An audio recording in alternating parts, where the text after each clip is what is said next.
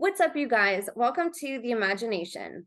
I'm your host, Emma, and this week I'm honored to have on the show someone who had a profound impact on my own awakening journey into learning about satanic ritual abuse and how organized child abuse crime syndicates are able to permeate society.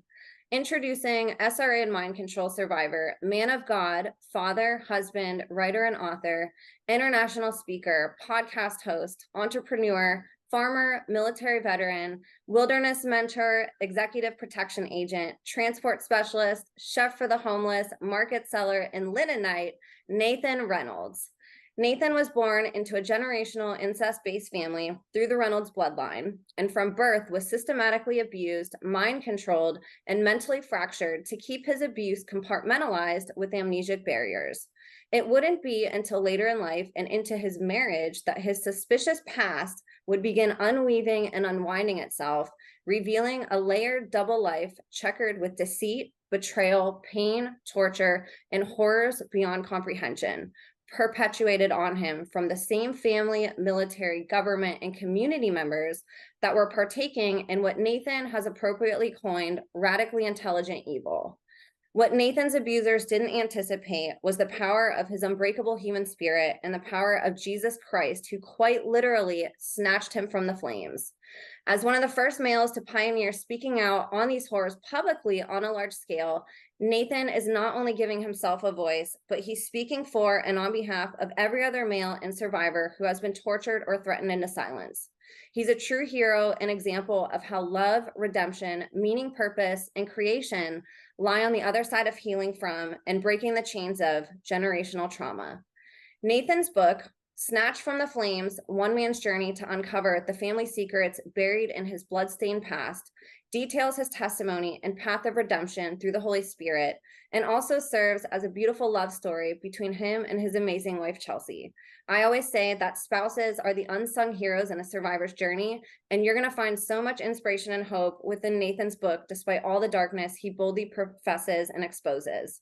This is a book I highly recommend you all go purchase off Amazon as soon as possible. I'll have it linked in the show notes and would love if you all went and read this incredible testimony in its entirety. Nathan also has a fantastic YouTube channel under his name, Nathan Reynolds, where he discusses everything from his abuse to off-grid living, to family life, to linen and wool, beautifully articulated sermons and Bible studies, as well as podcasts he's been on that you can watch right from his channel. Nathan's ability to articulate on a high level things that are, at times, impossible and unfathomable for the general public to understand helps serve society with a clinical and spiritual understanding of these ancient, organized, and ritualistic abuse systems that still exist all over the world today and view children as human capital. I ask you all to please pray over Nathan and his family as he continues to speak out against the powers and principalities of darkness, and support him by, again, purchasing his book, following him on all his social media outlets and YouTube, and donating to his ministry. I'll have all of Nathan's links listed below in the show notes for you. Before we dive into Nathan's story, I wanted to give a reminder that if you are a survivor or whistleblower who wants to share your story on the podcast, or who wants to share any information privately with me, you can now email me at imagineabetterworld2020@gmail.com. Please send me a briefing of who you are and how I can support you, whether it's through podcasting or sharing information. I also just started a brand new Substack that you can support at www.emmacatherine.substack.com, where I will be doing weekly recaps and insights on my podcast and using this platform as a place to publicly journal my journey as an advocate for our children. All my social, email, and project links can also be found in the show notes. And as always, I'm so grateful for all your support, everyone. So you guys, without further ado, please help me in welcoming this week's guest, voice for the voiceless, selfless and tireless advocate, educator, overcomer, and shaker of the Luciferian kingdom, the one, the only, Nathan Reynolds. Nathan, thank you so much for being here with me today. It's an honor to be here with y'all. Thanks for having me on, Emma.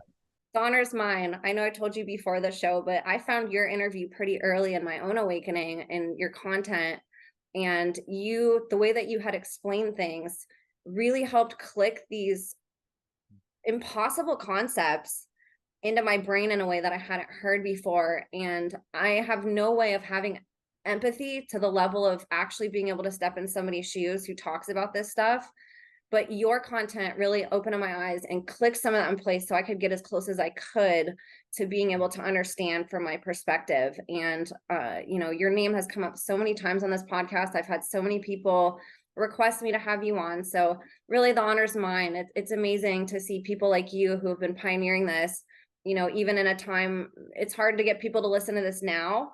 And years ago when you started, I can't even imagine how hard that must have been. So what was it for you? I'd love to start with maybe you just explaining what was it that made you want to talk about this publicly, because there's so much to lose and there's so much opposition that you face and so much fear. And yet you did it so boldly, with your family behind you. And I'd love for you to just maybe share what your mission was with that and what your inspiration was. That's a fantastic question. And the catalyst for me that got me willing to speak out was this irrevocable desire that I had in my life for truth to be renowned, to be reverenced, to be the thing that people pursued with a reckless abandonment. And I had been so immersed in a world of deception and confusion for so long. And when I began to truly have understanding in my life, it was like the greatest water to my thirsty soul. And I knew how powerful it was for somebody else to see someone who is bold for their beliefs, speaking honestly and sincerely and vulnerably. And I, during the course of my kind of dismantling these layers of confusion that had so riddled me for so long, I began to see these brave men and women that were out there speaking the secrets, as I had been raised to understand these things as this. These are just things that are to be contained. These are things that are to be just entombed within us until the day of our death. And I instead started seeing people like Russ Dizdar. And the first time I encountered this man he was as bold as a lion. Like there was like this actual tangible reality of seeing someone who was as bold with their words as they were with their actions. And it transformed me to see it destroyed the sissification that I had seen in Christianity and in this cowardice of complacency that I'd been raised up, a society that had neutered and castrated all of its men. And I wanted to be around and in the presence of people that had boldness in their beliefs. And so I started seeing that actionably taking place in the early 2000, in 2010, 2011, 2012, this kind of rising up of some of these people that came across my life. And it infected me with courage. And courage is, like, I try to tell people, that fear that you feel when you're contemplating maybe the opportunity to speak to somebody else about something that it's your deepest shame. It's so unimaginably vulnerable to expose to others and put them in the position of power over you to crush you. Anybody who had that first love in their life and they finally got bold enough to share it with the person they cared about, or shared it with the girl, and they're just like, and then they just got crushed to dust. And it's like, it's just that, but it's a generations of secrecy that has been entombed in the souls of these men and these women and these children. And so to look out at the face of this inevitable, insurmountable odds and imagine, can I go out there and weigh into that fray, knowing that I'm going to be tormented by people, mocked and scoffed? But I took courage in these words of the scriptures, this sword of the covenant that I had from my youth studied very diligently. And I saw people that had those convictions in this book. And I knew that if men and women would be bold like that again, if they were willing to cast off the fears of men, that they could be set free to walk in a purity that was totally set apart and made them immortal. It made them indestructible. It made them unconquerable, because you can't kill someone's convictions once they're so rooted out. You can't torture it out of them. You can't rip it out of them. You can't destroy their social network around. You can't character assassinate them enough. There's nothing that you can do to stop someone who has truth and love and conviction. It is indefeatable. Wow, you can't kill someone's convictions. That was really good and so true. And I think that's something that people get so scared about, is taking that risk, you know. And I loved how you said, like, putting yourself out there and giving society the opportunity to just crush you, just laying your heart out there, you know. But also on the other hand, yeah, you might get crushed 100 times, but that one time that you don't, that one time that you find true love, that one time that somebody listens, that can change your whole life, you know, and make every time that you've been rejected or have had opposition against you completely worth it, you know. And it's something that not a lot of people ever experience because they're scared to put themselves out there, you know. And I think survivors especially understand a different level of that freedom, because you shouldn't be on the other side of this, Nathan. None of these survivors that were in these systems should. They make it literally impossible for somebody to get out, you know. And the fact that you're speaking out in public, it's literally, you're a walking miracle, you know. But understanding that these people that are in these systems never get out, most of them, they're always entrapped in this control and this fake narrative that they have, and this part that they have to play, you know, for society, and then within their role in the cult system. And I think that that courage to break out of that and to say, no, this is me. I don't care if you step on it. Stepping on my heart feels better than containing my heart and having my heart be controlled and not having free will to express it, you know. And I, unfortunately, I think you have to reach really hard levels of, you know, darkness to see that sometimes. But I hope that your words really give hope to the person that's sitting on the other side of this recording, and make them reflect and say, gosh, like, what am I missing out on because I'm so scared to get my heart stomped on, because I'm so scared that, you know, my soul's going to be hurt from all the rejection that I get. So I love that. And you really do, like, you speak with such conviction, you know, and you're such a role model for everything that you preach. And I know people that listen to you completely understand that. And, you know, that's why they respect you so much. So why don't we start diving into your story now, and maybe go back to the beginning? You know, how many generations did this go back to your knowledge, and what does that history look like leading up to your birth? And we can, you know, sort of work our way and re-engineer ourselves back to the present. Absolutely.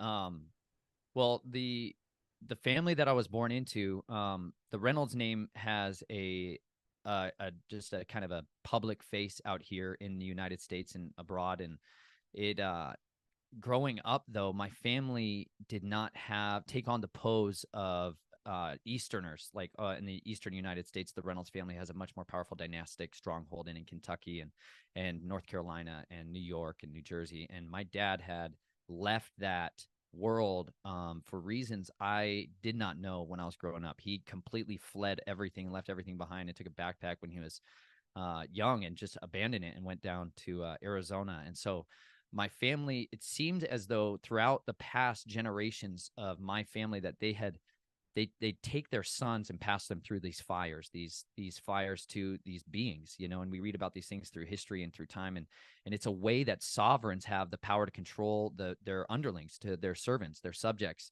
They've discovered that if you can make someone get to a place where they're willing to sacrifice their own children into an abomination, to desecrate them, to destroy them, to ravage them, to hand them over to people to torment them, they'll do anything for you. They'll obey your every command and your every desire. And this is mind control from all the way to the beginning, all the way, you go all the way back to Cain, the one who slew Abel, the first one to shed blood on the earth.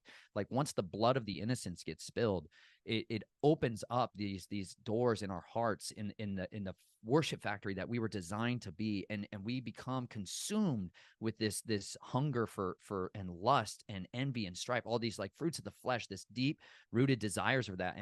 And the desire to hold on and maintain power drove people within my family to be willing to continue to pass on generationally each and every child, in particular the sons. I am the firstborn son to my father, and because of that, I experience what the progenitors of this family system that I was born into get, which is, if you want access to the power, if you want access to it, you need to be willing to compromise at such a systemically deep and dark level that they can hold something over you in perpetuity. So if you ever rise to a position of power, they have something to kind of hold over you. But my kind of waking up process and all of that came much more gradually than some, and yet for others it was much earlier in their life and than what had been for generations.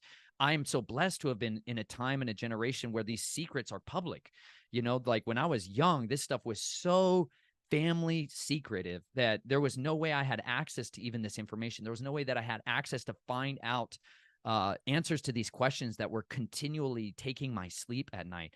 But when I first kind of started out in a town called Flagstaff, Arizona, my family was deeply religious. They were strong Christian believers, people that were hosting missionaries in their houses, people that were really active in the church, and I mean, were participants in every form of church activities that they could get their hands on at that time. And they were a little bit more maybe like Pentecostal in the very beginning. And but they went through many iterations. We went through many denominations over the course of my life. But I was raised up in a Christian home by all intents and standards. But amidst the circumstances of while I was growing up, there was massive warfare, like spiritual warfare, open spiritual warfare, demonic presences, shadow figures, and all of these things that were taking place. And my sisters and I would deal with this stuff all throughout our life, not like sleep paralysis and just waking up with marks all over our bodies and blood coming out of us and puking blood in the toilets. And I mean, just all these like horribly insane, graphic, violent things that were taking place in and around us. And there was always this lingering wondering of what the heck is going on. And it's that locking in of confusion that took place so early on me that left me with the confusion of my identity. And at the heart of this entire discussion that we're going to have today is a question about what is your identity?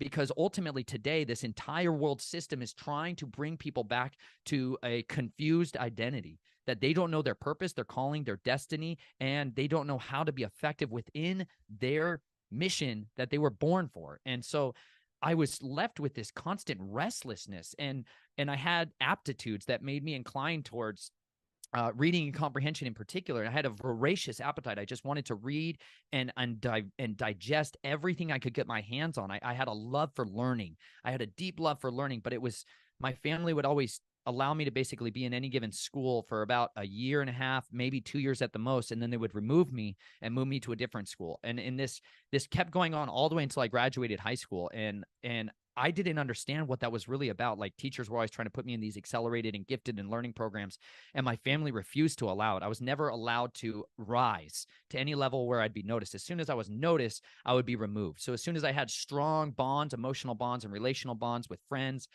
in any school that I was at, and I went to private Christian schools, I went to public schools, I was homeschooled, and I would rotate between those three kind of iterations of the schooling systems. And so I got really, really bitter towards compulsory education. I hated it. I despised it. It was, to me, it was the embodiment of learned helplessness in my life, that I was forced into the system of schooling that was keeping me stupid.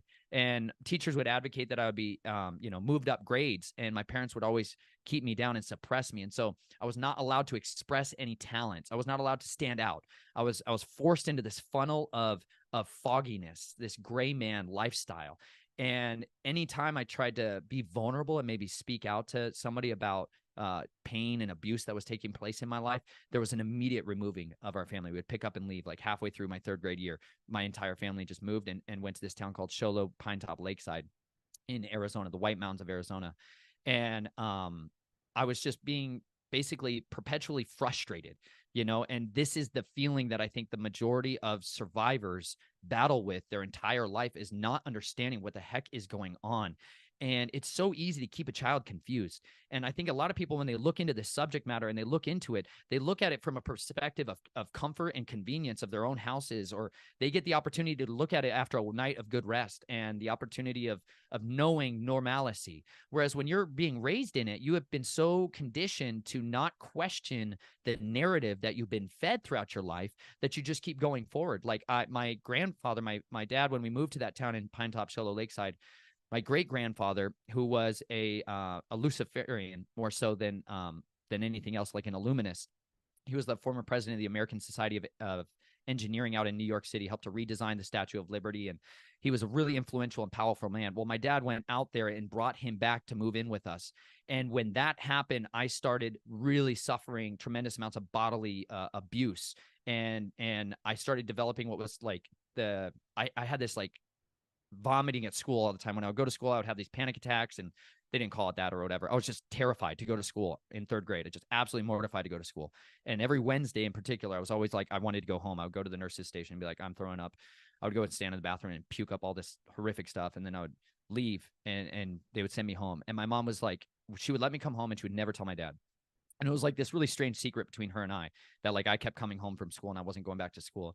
And it was like something was breaking loose in me at that time. And my family at the same time got a massive amount of wealth brought into their life. And so they they didn't really spend time diagnosing me in any sense of it. My family would not send me to psychologists or counselors or therapists. Like none of that was allowed. None of that was ever allowed. It was a very closed, structured society in my house. And so as like I developed a really close friends group there, my family told me that we were going to be moving to Colorado Springs, Colorado. And so we left the White Mountains and we moved to Colorado Springs, and which is the home to basically 7 military bases or 6 military bases. It is like the epicenter of kind of the military industrial complex and the like religious Christian non-denominational place. Like the president of the Evangelical Association, Ted Haggard, was there with a church called New Life Church. My family started attending this mega church, which is a whole new world. I went from going to a school, a 5A school in the middle of the mountains with cowboys and Indians and Mormons. It was the strangest little world, to private boarding schools with just, or private Christian schools where money and status and clothing was everything. And I just was I was ripe for the picking of bullies and everybody else because I was so insecure. I was so damaged goods in my own perspective of it that I couldn't actually, I didn't have any foundation. I didn't have any feelings of substance in my life. My relational understanding of who I was had been so eviscerated that I was confident more and more that I'm just here to basically be stepped on. And at the same time, I had this self-hatred and self-mutilation. And I became very active in self-mutilation and in cutting myself and torturing myself and self-harming because I was so numb that I was desperate for some kind of visceral feeling, some kind of physical mark on the outside of me that showed just the desperate destruction of who I was. I wanted something out on me that identified me as a ruined waste place. Like I was so unutterably filled with self-hatred. I hated everything about who I was and what I was here for. And at the same time, I had this hope that there was going to come a day where my life had meaning, where the substance of my suffering had a purpose. And yet I was still trapped within the confines of this cowardly system that wouldn't ever let me loose. And so I kind of kept going along and I went to that private Christian school for a couple of years. And then my parents homeschooled me my sophomore year. And that was really when everything took a change. My great grandfather died, who was like one of my abusers who was living in the home with me. He died. And when he died, that was really when there was this total desecration of my identity. And I came totally undone. And I just started leaving kind of the morality, all the morality that I once held to, the biblical standards that I've been raised with. I wanted to go and feel the world. I wanted to get my hands on life and the life that was being offered through the worldly system. So I started going to a public school after that year of being homeschooled in Manitou Springs, Colorado, and which is like the number one, I guess, concentration of witches in the United States live there. Wicca, or people would maybe perceive themselves as white witches there. But my family planted themselves there just outside of that town, and they had a hospitality industry that they were running there. And so we went from very, very kind of poor to these massive amounts of money and houses. And my dad got a plane, and we got all new cars and private schools and bed and breakfasts. And it was just like money was everywhere. And yet none of it was being allowed to cultivate the talents and the giftings that I had, but it was being kind of funneled towards other projects that my family had their endeavors on. And so I kind of got relegated to the back burner for a season. And then I decided I wanted to pursue a career in the United States military. And so I was going to pursue the United States Air Force Academy, and ended up deciding against that and joined the United States Army. And so as a junior in high school, I got emancipated to the United States government and went to Fort Knox, Kentucky, and became a trained murderer, and their standards. And it gave me that, like I talked about earlier, I had a desire to be around men who were men, and people that had convictions. And this world, the society that you're raised in as an American, the one of the only outlets they like to show a manly man in is this like religion of sports, and then the religion of the United States military. That's about it. Maybe the police and the fire department, and but that's about it. That's the only place where they allow the expression of manliness and testosterone and like the warrior spirit to like abide at all. Everywhere else they just crush it out of humans. And so I swallowed that pill hook, line, and sinker, and I was, I had just been to the Twin Towers right before they came down. And so when 9/11 happened, it just kind of was a big catalyst in my life and a lot of people's lives at the time. And so I enlisted in the United States military because I wanted to die a hero's death. If I'm just totally transparent with you, I was on a quest to die as fast as possible. I just wanted to die at the hands of somebody else while saving other people's lives. That was kind of like this mission that I was on in my life, was like, I just want to lay my life down for another brother. It said, there is no greater love than this, than a man lays down his life for his friends. And that was kind of like the driving force. I was like, well, I just want to give up my life so that others can live, And so that became like this motto, was that others may live. I wanted to be somebody that gave themselves up for others. That's what my name means, Nathan. It's giver. I was born to give. And I just wanted to give my life up at that point, and I couldn't. No matter what circumstances I went through, I've had so many horrific injuries throughout my life, like public normal injuries, massive facial reconstructive plastic surgeries. I've had the blood come out of my body. Horrific stuff happened to me all throughout my life, many trips to the ER, and yet I just could not die. I was like this unkillable human. And that's very advantageous if you're in a warrior system. And so I got brought into the United States military and began to volunteer into these special projects groups. And I signed up for every version of gene editing I could get my hands on. I wanted to be a super soldier. I wanted to be an Ubermensch, the Superman. I wanted to be able to carry 300 pounds on my back and be able to run for 20 miles. I had this, like, I was willing to sign up for everything. And so I went to Fort Knox, Kentucky, and they're in that program. There's a couple guys within there that got a totally different training system than everybody else. And so I was fast tracked in, and I had my own drill sergeants. I had my own DIs, and I had this experience that was just very different than the rest of them. And I was leading the platoon, and I was fast tracked in for like the you're going to be groomed to rise to the top. And I knew that was like my destiny and my mission. And right in the middle of that, I had to get transferred back after I graduated to my senior year in high school.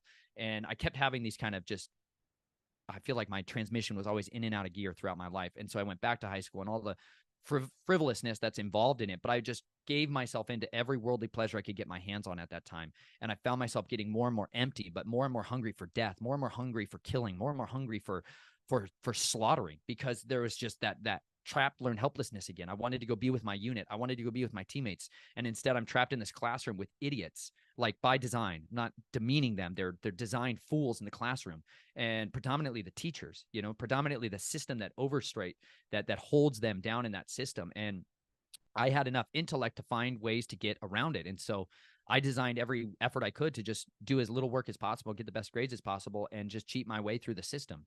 And that's what I started putting my intellect towards, and kind of more criminalistic behavior, to just put it frankly, because seeing myself in the working world, I realized every job that I ever went into, I would kind of work my way out of the job so that I could move on to the next thing.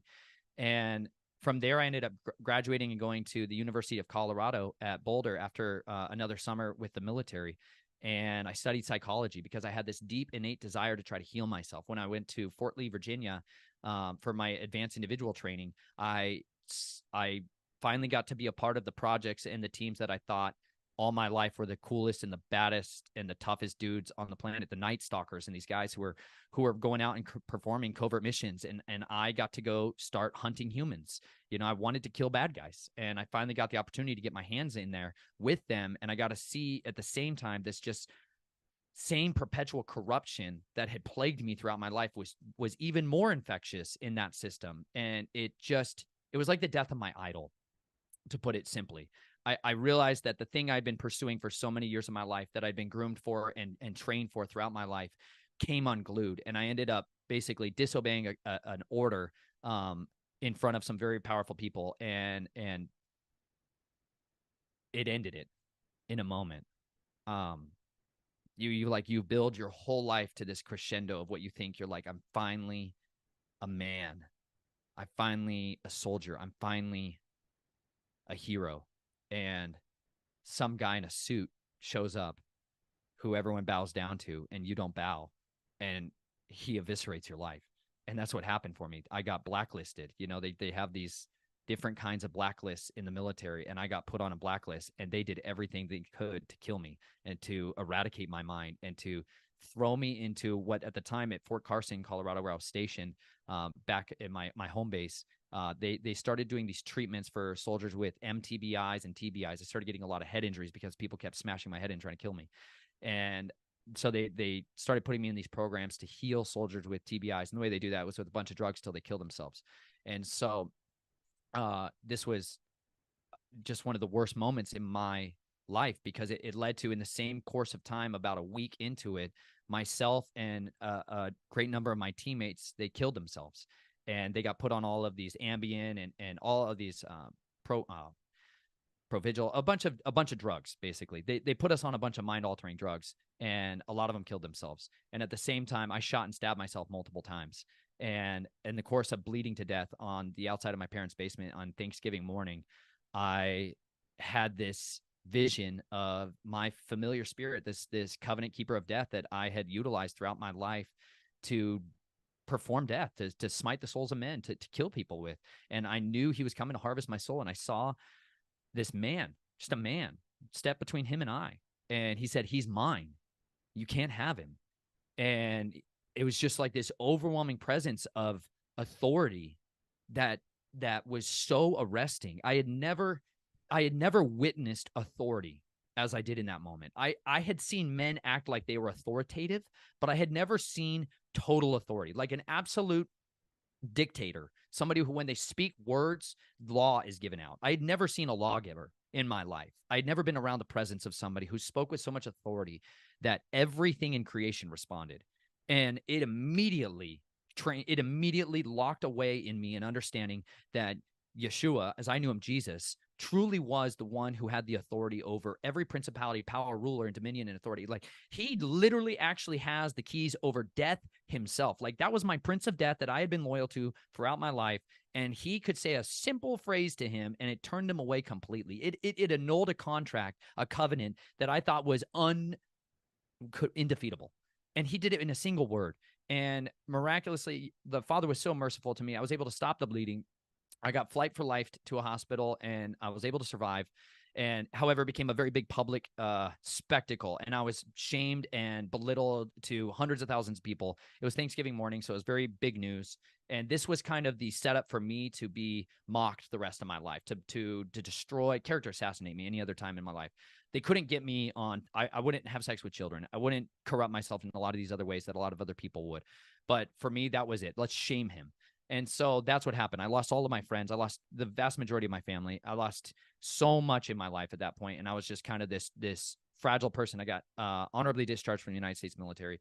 I was just left this empty shell of a man. And they put me on 17 different medications. And they're like, you're going to fix you now. And I stopped taking them. I started going to a church in Lafayette, Colorado, that was called Flatirons Community Church. And they had a program there that was called Shift. And it was for the like wounded ones, is what they kind of would say it, people that were struggling and hurting. And I began to find acceptance within this community, and it kind of began to give me this harbor of peace, this harbor of love. And it was into that time in my life that I ended up meeting who would become my wife, Chelsea. And it was really the catalyst that began this great undoing of death and despair and hopelessness, and a restoration process began right there when I met her. And that's why I start my book in that moment where I meet Chelsea, because for me, she became this safe harbor. It's literally what her name means. Like, your names have such meaning. And I encourage you to study and understand your names. It's not just like the one your parents gave you. Like, you have a name and an identity that is so intimately tied with your purpose in this life right now, that's indestructible. Like, it matters tremendously. And she came into my life and provided for me the first foundational safe harbor that I'd ever experienced. And we dated and we got married, and she got to know me as this very happy ministry person. I was being put on the stages there and sharing my testimonies. And the Father's gifted me with a talent for speaking, and churches and wherever I go, people want to put me on the stage. They want me to do the Nate show or whatever. They want me to just go and make their company, their product, whatever it is. They want to make it famous. They'll throw me out there. And so I was right in the middle of that world at the fastest growing college ministry in the country. And it was this really exciting time to be together. But then over the course of that, family members came back into my life and started trying to drag me back into that other kingdom. And it was halfway into my marriage that I became a totally different person at the time. It was about 2.5 years into our marriage then. And I went from being Nate to this whole other version that my wife didn't understand. She didn't recognize. I shaved my hair off. I started wearing guns and body armor. And I started going out and burying stuff in the woods and stalking pedophiles and trying to do intelligence gathering operations in Boulder, Colorado against the prostitutes and the pimps and the politicians that were there and the judges. And it was just like automatic. It was like as easy as breathing. And my wife and I's marriage just dissolved. It just began to come apart completely. And into that time, about 5 years in, she got pregnant, and I had been physically castrated, like no, all intents and purposes. I'd had surgeries performed, and I should not be able to have children. And we had not been able to conceive for a long time. And so then when she did conceive, I knew I have a child that has made me, that is destined for me to be a father. The Father has created me for life and not death. And that was the moment where everything turned, was right then. Wow. There's so much to unpack with all of this. It's amazing just how many lifetimes somebody like you lives in your own lifetime, and you're so young, and it's like you've lived 100 lifetimes just in your short life, and understanding just the vastness of how planned this is, that really, before you're even here, they have these pathways that are potentially set for you.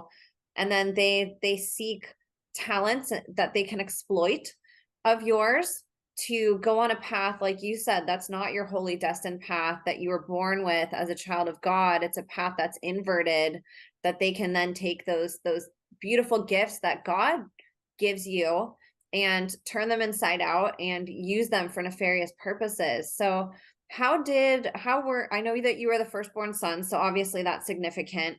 How did they choose, or what was it about you that got you into this pathway that they put you in? What were the talents that they found, and why were you chosen to go into these assassination, Delta programs versus maybe another pathway? I have a form of memory retention that's very vivid. It's not eidetic. Eidetic is people that say they can look at something and remember it forever. They can look through a book and remember everything they've read. It's much less common, but I have a form of memory retention that allows me to see things and retain information in a really fast way. And when I see something, experience something, I can mimic it. I can iterate it really quickly. And so anytime, basically, the grooming procedures that take place in families like this it's like a finders program, is the best way to elucidate it. And any of you, I encourage you, go look up the finders programs that have been brought to light over the past few generations, and whether it's in the Boy Scouts, or whether it's within a Freemasonic organization, or whether it's in a corporate structure, or whether it's in the Salvation Army, there are Red Cross, or like the Peace Corps. There's so many different finders programs that are out there that are talent scouts, people that are looking for particular kinds of aptitudes and talents within children or within teenagers and adults, that are trying to recruit people into this broader family, this great family, or this great network that has so readily built up this society. But my proclivities and my talents really got expressed early on when my mom rented a VHS tape at the library of like a martial artist. It was the first time I ever watched like a martial arts thing. My mom was homeschooling us at the time with my two older sisters and a variety of other children. And she went to the library and got this book, and they started showing all these different throws and these different roles. And that night when my dad came home, I performed those like immediately. And so as soon as these kind of aptitudes towards martial arts began to be expressed, it was like I got brought right into these little training circles for like Filipino martial arts predominantly, and Salat, and like short people arts, and there's no other way to say it. Like there's specific kinds of martial arts that are geared towards women and towards children. And so that's who I ended up kind of getting brought into that for. The other big aptitude that I had was specific markings on my body at the time of my birth and my youth, and or when I was very, very angry or upset, that would express themselves. And they believed they were the mark of Cain. They held a tradition that there are harbingers of people that carry the mark of Cain still physically, bodily on the earth. And whenever that's identified, they get just brought in. And so though on paper, I may be the firstborn son of my father, there is a great fogginess surrounding all the areas of parenthood and heraldry and a lot of that stuff on my side of the family. And that's part of the catalyst that led to people trying to kill my wife and I was later when I was 27 and trying to identify a lot of my genealogy and a lot of my heraldry. that led to people coming out and trying to kill my wife, who was pregnant with my daughter Naomi at the time. So those were some of the talents in particular that I was expressing that made me desirable, maybe more so than just somebody else. They realized I could be a good records keeper mentally and internally for people's secrets and blackmail, and that my aptitudes for communicating and talking with people could make me, I could pose myself as a different age person anywhere I went. I could get along with somebody that was 50 just as easy as a 5-year-old. And so they began to train me and groom me towards being able to be an extortioner and a blackmailer within the family. For people listening who may not fully understand the importance of why they would choose children for this, what are your insights on that? Why wouldn't they just use, say, the military that we already have, or people that are, a little bit older? Like, what's the significance of choosing this so young and then getting these programs, doing military programming as a child, and just instilling that grooming in somebody so young? How would you explain that to people?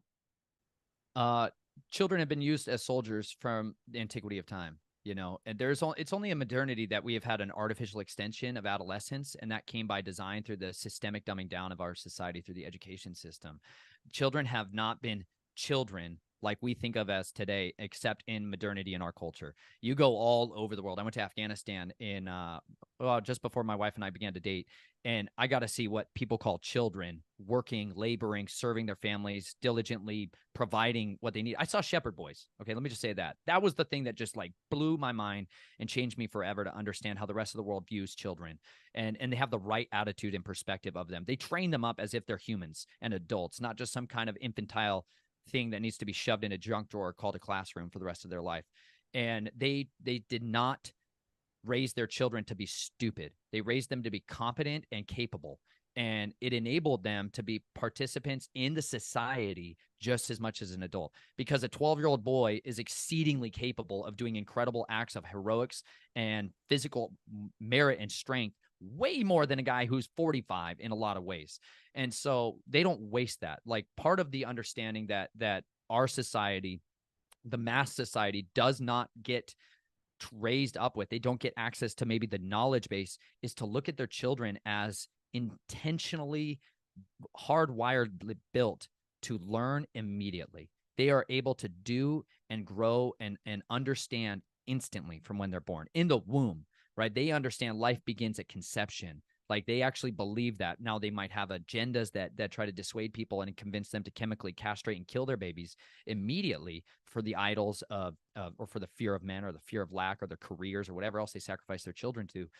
They have an understanding that you should train your children up immediately. As soon as they express talents, you provide for them the ability to express those talents in a way that fulfills the family's needs. And so when I was 27, what began to really unravel with so much of this was those missing pieces began to really come into grips. I began to hear people like Russ Dizdar, like I shared earlier, who was speaking all these secrets about mind control. He wrote a book called The Black Awakening, which is now $2,000 on Amazon because they're trying to price restrict it so people don't have access to this information.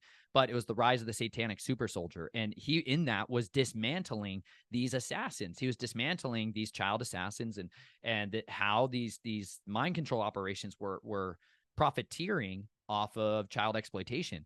And as my wife and I, we ended up going to a conference in, I think, 2014 down. It was called Prophecy in the News Conference in Colorado Springs, Colorado. I wanted to hear Russ Dizdar speak. I had seen him on YouTube and online for so long, and I wanted to see him in person, like see he's a real living human being. And he's not dead. That was just like this. He was just his living witness, man. He's a living stone. You're like, you can't kill a stone. They're really hard to kill. And he was like that. He was this guy who's just like, he was ferocious. And he was standing on the stage and he was talking about all these witches that were in the room right now. And they're going to be doing curses and all this stuff. And he was like, I'm not afraid. Like, because like he just had this boldness to just call everybody out in the room and all their agendas that were taking place. And that these people are here to curse me. They're here to curse you. They're here to add confusion. And my wife at the time was sitting there like, oh my gosh, because for her, she did not come from this world. She didn't come from this background at all. She also had not watched a lot of Russ Dizdar. I was like all into this stuff for years, and I was like closet style. It's like when some of you guys wake up to these conspiracies and you never tell a soul. You're like, I'm not telling anybody. I don't want them to know I know. You know, you're like scared. You're like, I don't want them to know my search history. I don't know. You're trying to go through all these links, and you're like, I don't want anybody to know it. I was like that then. I was like, I never had a YouTube that I logged into. I was like using Tor and I was like going all through the dark web to try to look at this. Oh, it's just so ridiculous. But it's just fear, you know, it's just fear. We got a culture of fear in our society, and fear is a sin. And we got it. Literally, you have to murder it out of your life. You have to strangle it and hold it under the water until it dies. And then when it comes back from the dead, you just got to crucify it again. And when it comes back, you got to beat it to death. That's fear in our society. And instead, they've engineered a society that just fuels fear. They play on our irrationality instead of raising a society of rational humans. They've trained us to be irrational, and then they profit off of that. But she was in this room, and it was called, I think the title of his talk was called The Satanic Infiltration of the Church. And Chelsea saw the title and was like, I do not want to go to that. And I was like, that's why we should go. That's why we should go. And in that conference talk, he was talking about these witches that were active in the room. And he talked about the assassins that are in the room. And he's like, they'll have blades strapped to their chest. And Chelsea like looked over at me, and she reached over and touched my chest. And I was like, had knives strapped to my body. And she was like, what? And it was like, for her, there was like the realization began to happen to her so fast right there in that room. And for me, I was just like this, just overwhelming. Like I could have cried with relief because somebody had seen my identity. Somebody had witnessed me and not been afraid and not run away and not shamed me. Somebody had identified me in a crowd, had spotted me. And I was happy about it. All the rest of my life, it was like, be background noise. Don't let anybody see you. Like just pop in and pop out. Just like I'd been so trained in these grade protocols for so long that like suddenly it was like there was a spotlight on me, and it was like peace. And I was like, this is the greatest thing I've ever known. My wife has connected with a part of my identity, and she's not left the room yet. Now, she did leave the room soon after, but she went to the bathroom, and in the bathroom, she goes to the bathroom, and these ladies in there, so ridiculous. She goes to the bathroom, she goes to the sink, and there's this woman who's standing at the sink. She's got it like full of, like clogged it and full of water, and she's doing like these sigils and curses in like the soap and the smoke, and the fog. She's watching this lady, and she's like, oh my gosh. She's like, it's totally real. And she like goes over to the sink, and the woman looks over at her, and she goes, this is, and she's like, oh my, and she's like rebuking the lady in her brain. She's all like rebuking her. And she's like, it's going down, man.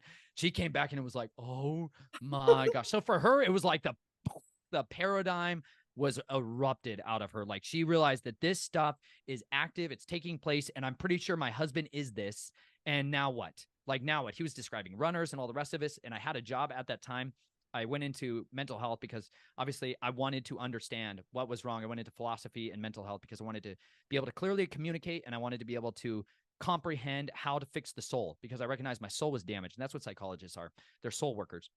And at the same time, they deny a soul exists. It's a really complex world full of all kinds of contradictions, but we got to find the truth.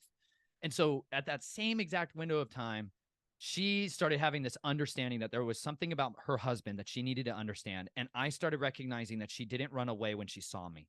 Like all my life, I'd been trained basically, when you're identified, it will lead to, well, not my death, because I couldn't die.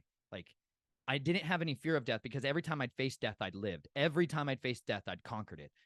And so I didn't have any fear of death, but I had a fear of people rejecting me. I had a fear of men and a fear of women. And there was only one person in the entire world at that point that I actually cared would leave me, and that was her. And I had so many lies spoken over me throughout my life that, like, if you tell anybody, they're going to leave you. If you tell anybody, and so many of you know understand this, if you talk about this stuff, we're going to come out in all this other lies. Satan is a liar. He's the father of lies, y'all. And all these people can do is stand on their lies. And when they're confronted, they just lie more. Like the only way they can build up their kingdom is with more lies, more deceit. Like just double down. Like, and if you tell a lie, like they believe, like Goebbels and these people that were the propagandists for the Nazis in the early 1930s, 1940s, like the people that engineered a society that was willing to shoot babies in the head and slaughter millions of people. Like they engineered that society generations beforehand. And they did that through eugenics programs and through people's religious ideology that infected the nation of basically Darwinian evolution, but a scientific dogma of the favored races. Like, don't ever forget, Darwin's book was all about race warfare. And people like to hold fast to Darwinian evolution. At the same time, they've neutered his book's title because he was all about the favored races, the evolution of the favored races.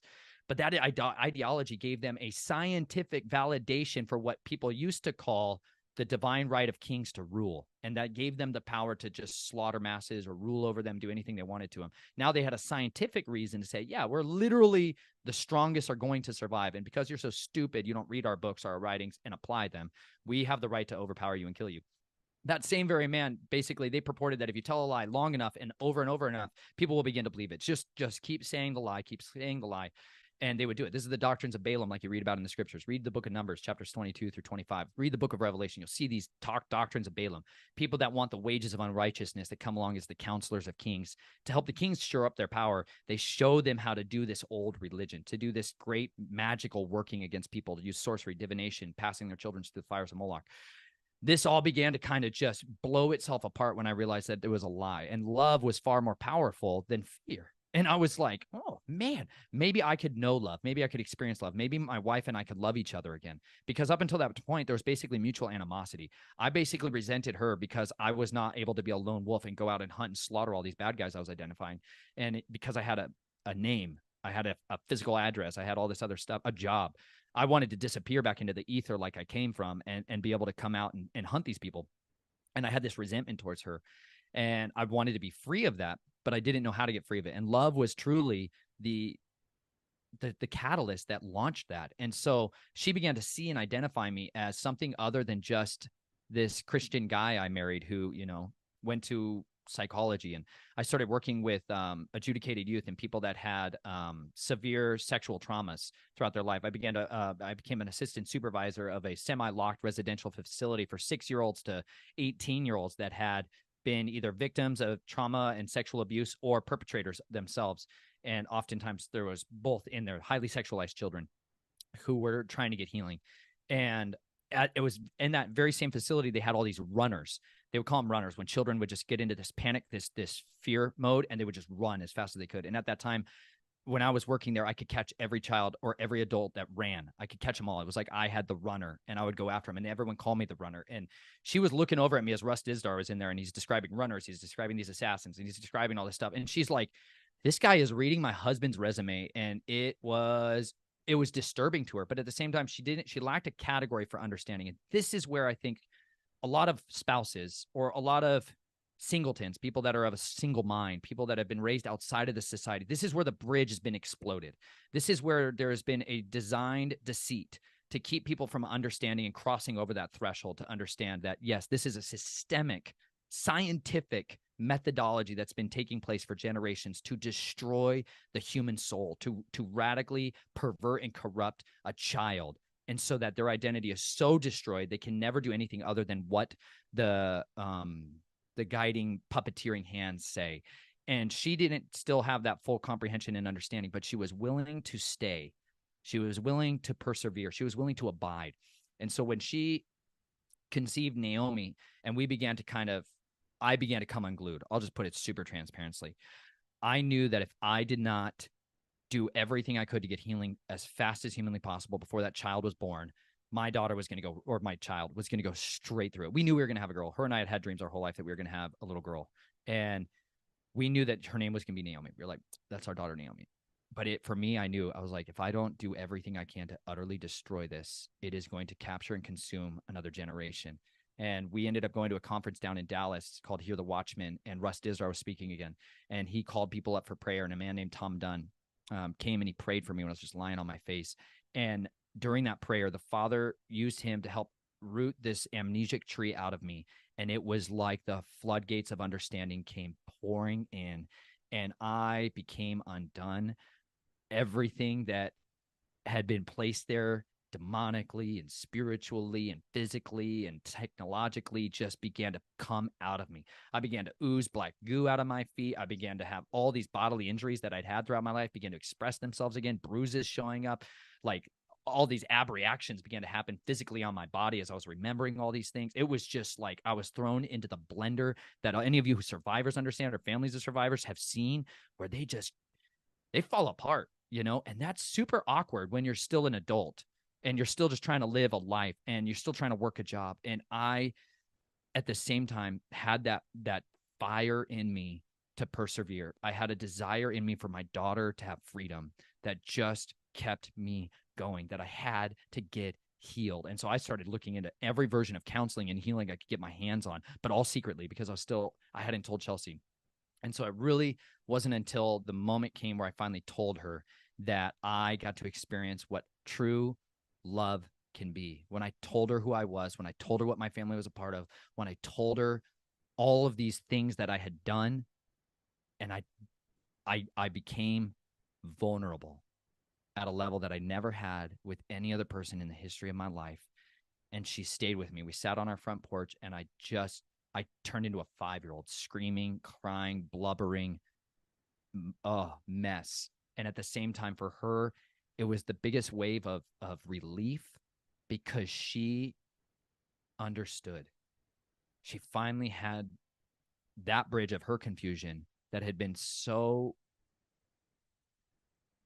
impossible for her to walk over was finally rebuilt. And it was built through vulnerability. It was built through me being willing to lose everything. And she continued to persistently love me amidst those circumstances. But for her, it also finally helped her understand what the heck was going on, because she was a discerner of people, and she always had these horrifically creeped out vibes with my grandfather. And there was some seriously disturbing things that were happening around me, like that my family would make everybody do these little child plays and stuff. And she was like, there's some perverse, weird things that are going on here, but I don't know what's going on. So for her, she was greatly relieved, but and then angry. She was so mad. She was so mad. And my wife is like, if you guys watch our channel and our video for years, like, people don't see Chelsea as angry, like, ever. They're like, she's just this, like, oh, she's so loving and sweet and all the rest. Yeah, she's a bright light. But she is like, got this, like, y'all, my wife can burn the earth down with her mouth. I'll tell you what, man, there ain't nothing like a woman's love and her tender, loving care towards her children. And it's a real stinking thing, man. When you cross that, man, you're going to get your head ripped to pieces. She's going to peel your skin off your flesh with the words of her mouth. And I was like, oh my gosh, she's defending me. Like, she's defending me. She became an advocate as opposed to an adversary. And so at the same process of my healing, she was willing to abide with me and stick with me. Like, she like literally was like, I still meant the words of my vow when I spoke them to you when we got married. Even though that wasn't you, it's still you. Like, I still love you. I still care for you, and we are still in this together. And she was, I think, right around maybe 7 months pregnant. It was almost exactly 7 years ago at this point. And so I went back to my family, which is crazy. I don't necessarily recommend this, y'all. I'll just say this real clear. On the other side, looking past on all this stuff, I don't know. This is one of those decisions that you wrestle with when you're not in that like total kind of panicky, fearful state. But I had this passionate love for them. I began to like get healing for these areas of my life. I began to kind of deal with the dissociation and deal with the trauma pockets and start getting healing into these different physical areas of my brain. And I started having like relief. And then I started having this like innate desire to see them set free. Like I have a hunger for people to be set free. I literally believe the words that are in the scriptures that said like Yeshua came to set the captives free. I have never left that my entire life. He came to heal the broken heart, to bind up the brokenhearted, to set captives free, like to proclaim liberty, like freedom to the slaves. Like, this is like, that has never left me my entire life. And that means that's my job. That is my job for the rest of my life, is to preach that to everybody. Everywhere I go, I'm supposed to say that to every creature. Like, you can know healing and peace. And I believed it, and I stuck with it. And I was like, I know the cure for bitterness, wrath, hatred, like anger and murder was forgiveness. I knew it was forgiveness and ultimately love for my enemies. And so in order to go from, hey, how about I just go and kill all of these people, to, hey, how about I go and forgive all of these people? It took a good long time, but I got to a place where I wanted to go back to them and tell them I forgive them, tell them like, I remember all these things. And yet amidst them, I want you to know I forgive you and I love you, and you can have healing and restoration. And this is how I have found healing and restoration. And that was when I realized that my family was still totally caught up in it, that my family was still active players in the game, that I had been out of it for a few years, but they were still heavily seated in. They doubled down. And they tried to eviscerate me. They went to every friend group that I had, all of my jobs. Like, my dad literally went down when I first started speaking out publicly on this. He used to comment hundreds of times on my videos. And he had the other handler, the military guy, Richard, were just all over all of my videos. It was insane. I started trying to to talk to these people about it, but they tried to bury the secrets even more, which just kind of fueled me, honestly, in my pursuit. When I find corruption and or anything else, and somebody tries to stifle it, man, it's just like fuel in the fire. Like, let's just keep going. Like, you guys who want to keep these things secret are going to lose. I've read it. He says everything they've done in secret is going to be shouted. Everything they've done in secret is going to be proclaimed on the rooftops. Like, there ain't no hiding from his eyes. He sees all their deeds. His eyes are in all the earth, and they say these things in secret. Like, who sees? They just because you go underground in a tunnel, you think he can't see you. Just because you go down in your bunker, in your bridge, you think he can't see you. Like, it's just such naivety. It's such blindness. That's this searing of the mind that's taking place in them. But it fueled me. It was just this insatiable fuel for me to keep going. And so I started sharing it with everyone. It was like, some of you all survivors, you get set free and you're like, I'm telling the world. Now, I didn't have a YouTube platform or any of that stuff. I wasn't going to tell the world, but I told everybody I could get my hands on. But to most other people, then I was just insane, right? And it's true. You're pretty crazy. Still pretty crazy. It's fantastic. It's fun. Be crazy. It's good for you. And it was in that time where I realized, hey, like, they really can make you lose your job. They really can make you lose all your finances. They really can do a lot of these things. But you know what? Praise yeah. It was the best thing that could have happened to my wife and I, because you know what I got? I got purchased my time back. I got time. So, like, my wife, she had a successful nursing career that she hated just perpetually because of the systems of care and the systems of slavery that she was in bondage to, like systems of destruction of the human body. And she's like, I want to heal people, and I don't want to keep poisoning them and killing them. This is so broken. And so when she gave birth to Naomi, she stopped working, and then we're both working. We're around each other all the time, and I'm just like coming unglued because now I'm hearing crying babies, and I was like, it's just crazy. It was nuts. We started having people still kept trying to kill us, and it wasn't working. And we were just like in this bizarre little world in a neighborhood where people were leaving chunks of human flesh in our yard. People were coming and cursing us, and it went so crazy so fast. And we were just kind of stuck in the midst of this whirlwind happening all around us. And we knew we wanted out. We wanted freedom. We wanted healing. We wanted restoration, but we had no idea how to do that. And we were firmly planted in the heart of darkness in a neighborhood called Countryside, Westminster. And they were actively slaughtering a girl named Jessica Ridgway. There was active coven members who were butchering babies and children in that neighborhood. Public news. And we were like trapped right in the middle of it. And we were like going out and prayer walking. And we're taking Russ Dizdar. He had this like spiritual intercession prayer manual, and where you go out and prayer map where all the territory, where all this stuff is going on. And we were just, we were at it, man. We were on to these people. We were hunting them down, and we were just interceding for them. We were just asking the Father to forgive the sins, that were empowering this veil of secrecy everywhere. And we just wanted to see the captives set free everywhere we went. And so it was really in the course of that time that I decided it was like the Father was calling me to share my testimony, to reach out to Tom Dunnigan and let him know that what happened after that prayer, and let him know that there was a family that was alive because that man was willing to wade down into this filthy mire and pray with brothers and sisters who were so broken. It was because people were willing to lay down their lives that there was sons and daughters who were raised up without it. Like, my grandfather never touched Naomi. Praise yeah. They flew up to Arizona, from Arizona to Colorado, to try to get to the birth. And man, there was a guy who is worth 30 men, armed cadre, guarding her at the birth center when she was born. Like, nobody got to touch her. Praise be to the Father for that. And like it was like everything was finally set up for us to go on a journey of understanding. What a story. I love your love story, and it's so inspiring. There's a couple other married couples that I know where the memories surface during marriage. I don't hear of it often, but you really do see how powerful it is to have that validation from another person that you love, and to hear those words like, I love all of you, like, I love every part of you, and like, I accept you.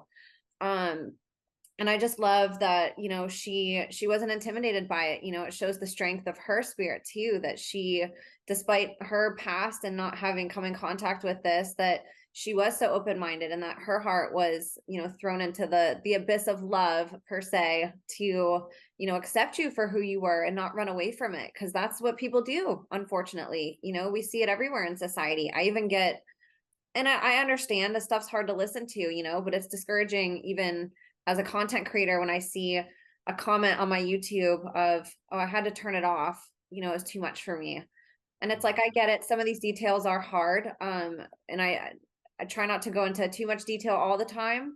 Not everybody needs to understand all the details to understand, the big picture. That's more important. But It's like, gosh, we didn't have to live it, and how powerful it is, in our worst moments. If we think about, if we have somebody pass away in our lives, or if we have a bad breakup, like all that stuff's very traumatic, and I ask people to think about, what if everybody in your life just abandoned you and was like, oh, you had a bad breakup and your heart's broken? Well, good for you. Go figure it out. You're crazy. You're acting crazy.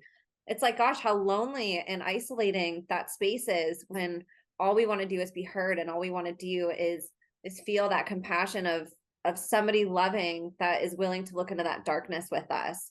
When she, or I should say, when you first started remembering, what was her initial reaction? Did she at any point not believe you, or was she so on board like the whole time, as you were first coming to terms with these memories surfacing? That's a great question. I can't say that she believed everything I was saying. I'll just be real transparent with you.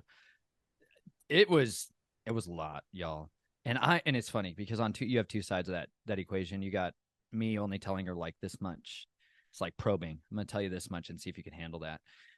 She was really able to see and identify clearly that these other parts of my soul, like littles within me, she had seen these kinds of things going on. And for her, there was stuff that was very easy to understand, that like, yes, this is totally what's been going on. There was also a book that was very helpful for us that I don't know if I've really mentioned it much, but it's called The ABCs of DID. And it was like a PDF, and I'm sure it's still available today. It was put out by a ministry in South Africa, and it was predominantly, I think, written for counselors or pastors and people that are like in ministry fields that were encountering survivors, and that they're like, I don't know what the heck this stuff is. Like most pastors in seminary, they're never told anything about what the Bible says, unfortunately, in regards to all of this, because this stuff has been going on forever, y'all. And the Father didn't leave us without understanding. He loved us so much that he gave us this living word and this testimony. And like you were just even talking about a moment ago, people that say in the comments, I just had to turn it off, it was just too much for me, all the rest of that, it's because like even great Christian people that are lovers of the word, our Bibles have been so diminished from some of the capacity of information that used to be there. Like if you go back to the 1611 King James Bible, there's all these other books that were in there. Like one of those is the Maccabees, these books of the Maccabees, which was the time after Malachi, and where there was this abomination of desecration. King Antiochus, the Greeks came in and took over Jerusalem, and they started going into the temple and desecrating it and convincing everyone to eat pork and slaughter their children and do all of these horrible things. During the course of those events, if you read those books that used to be in our scriptures, there are such detailed accounts of the most horrific satanic ritual abuse and torture, like graphic details of torture that you read about in the book of Hebrews. Like it talks about these heroes of faith who were sawn in two, who were torn asunder. Like you're like, where are all these accounts? They're in these other books that had been in our scriptures, that had always been in our scriptures, that were then ripped out because they showed, they validated, they endorsed what radical intelligent evil looks like when it puts on human flesh and skin suits and begins to exercise its dominion and its authority against the sons and daughters of righteousness. You see people that were willing to have their flesh torn apart from their bodies, mothers that witnessed their 7 sons being brutally tortured and admonishing them to keep the commandments of the Father, to not turn away from the instructions that she'd given them and imparted to them, to not defile themselves, like to be brave.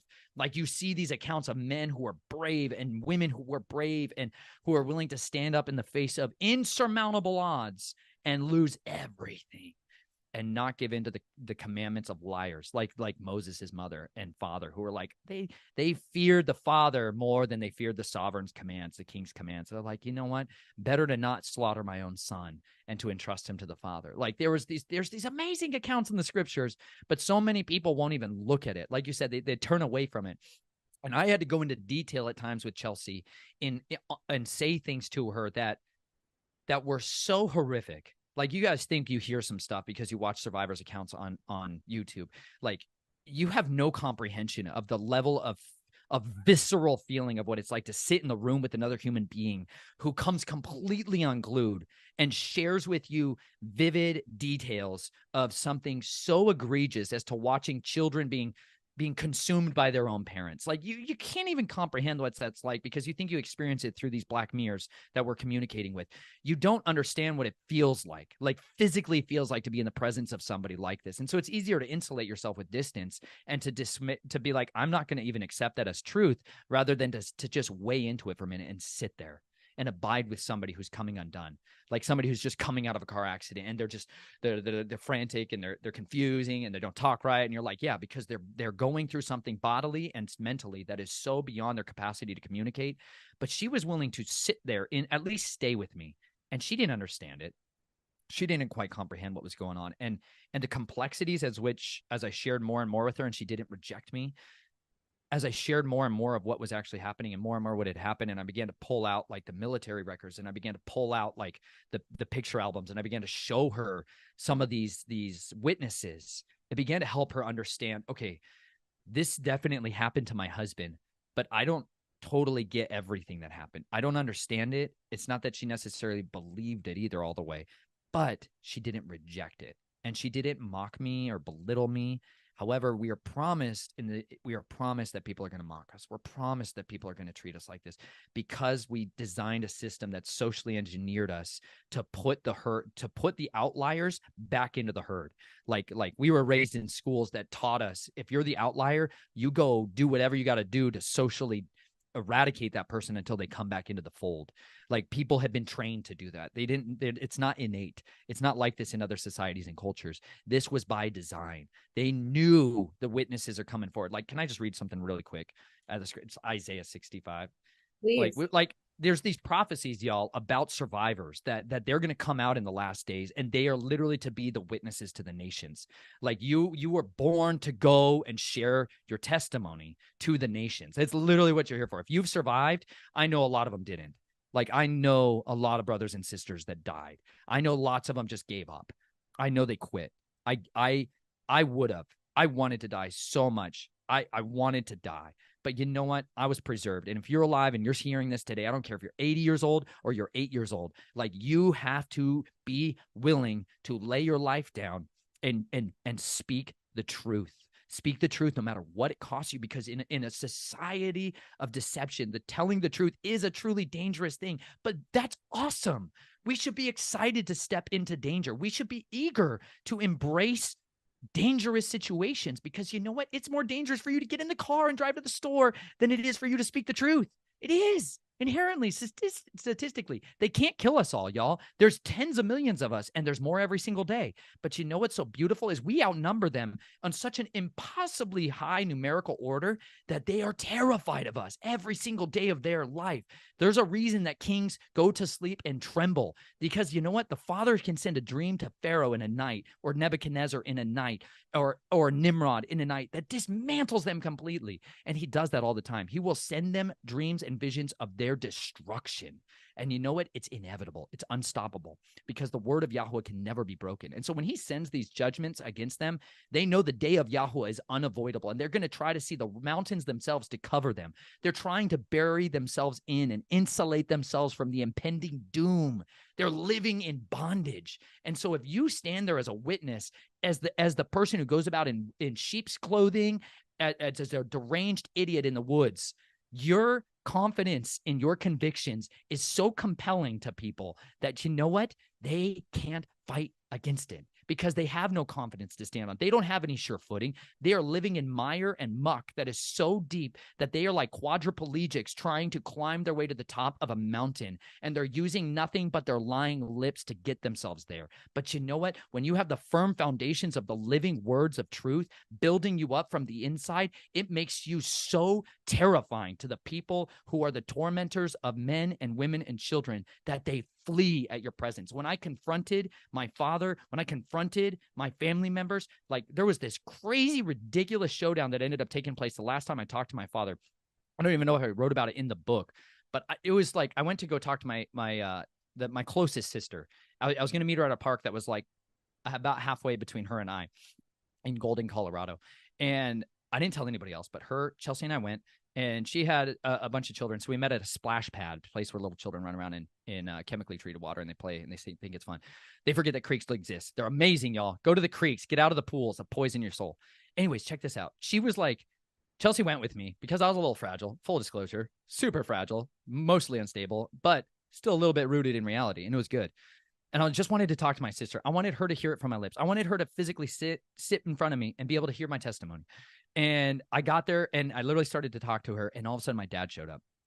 And it was like, it was a war that I've been waiting my whole life for, like an opportunity to confront somebody. It's like I know some survivors, they just want their abusers are dead and they wanted that opportunity to sit down and just get after them, you know?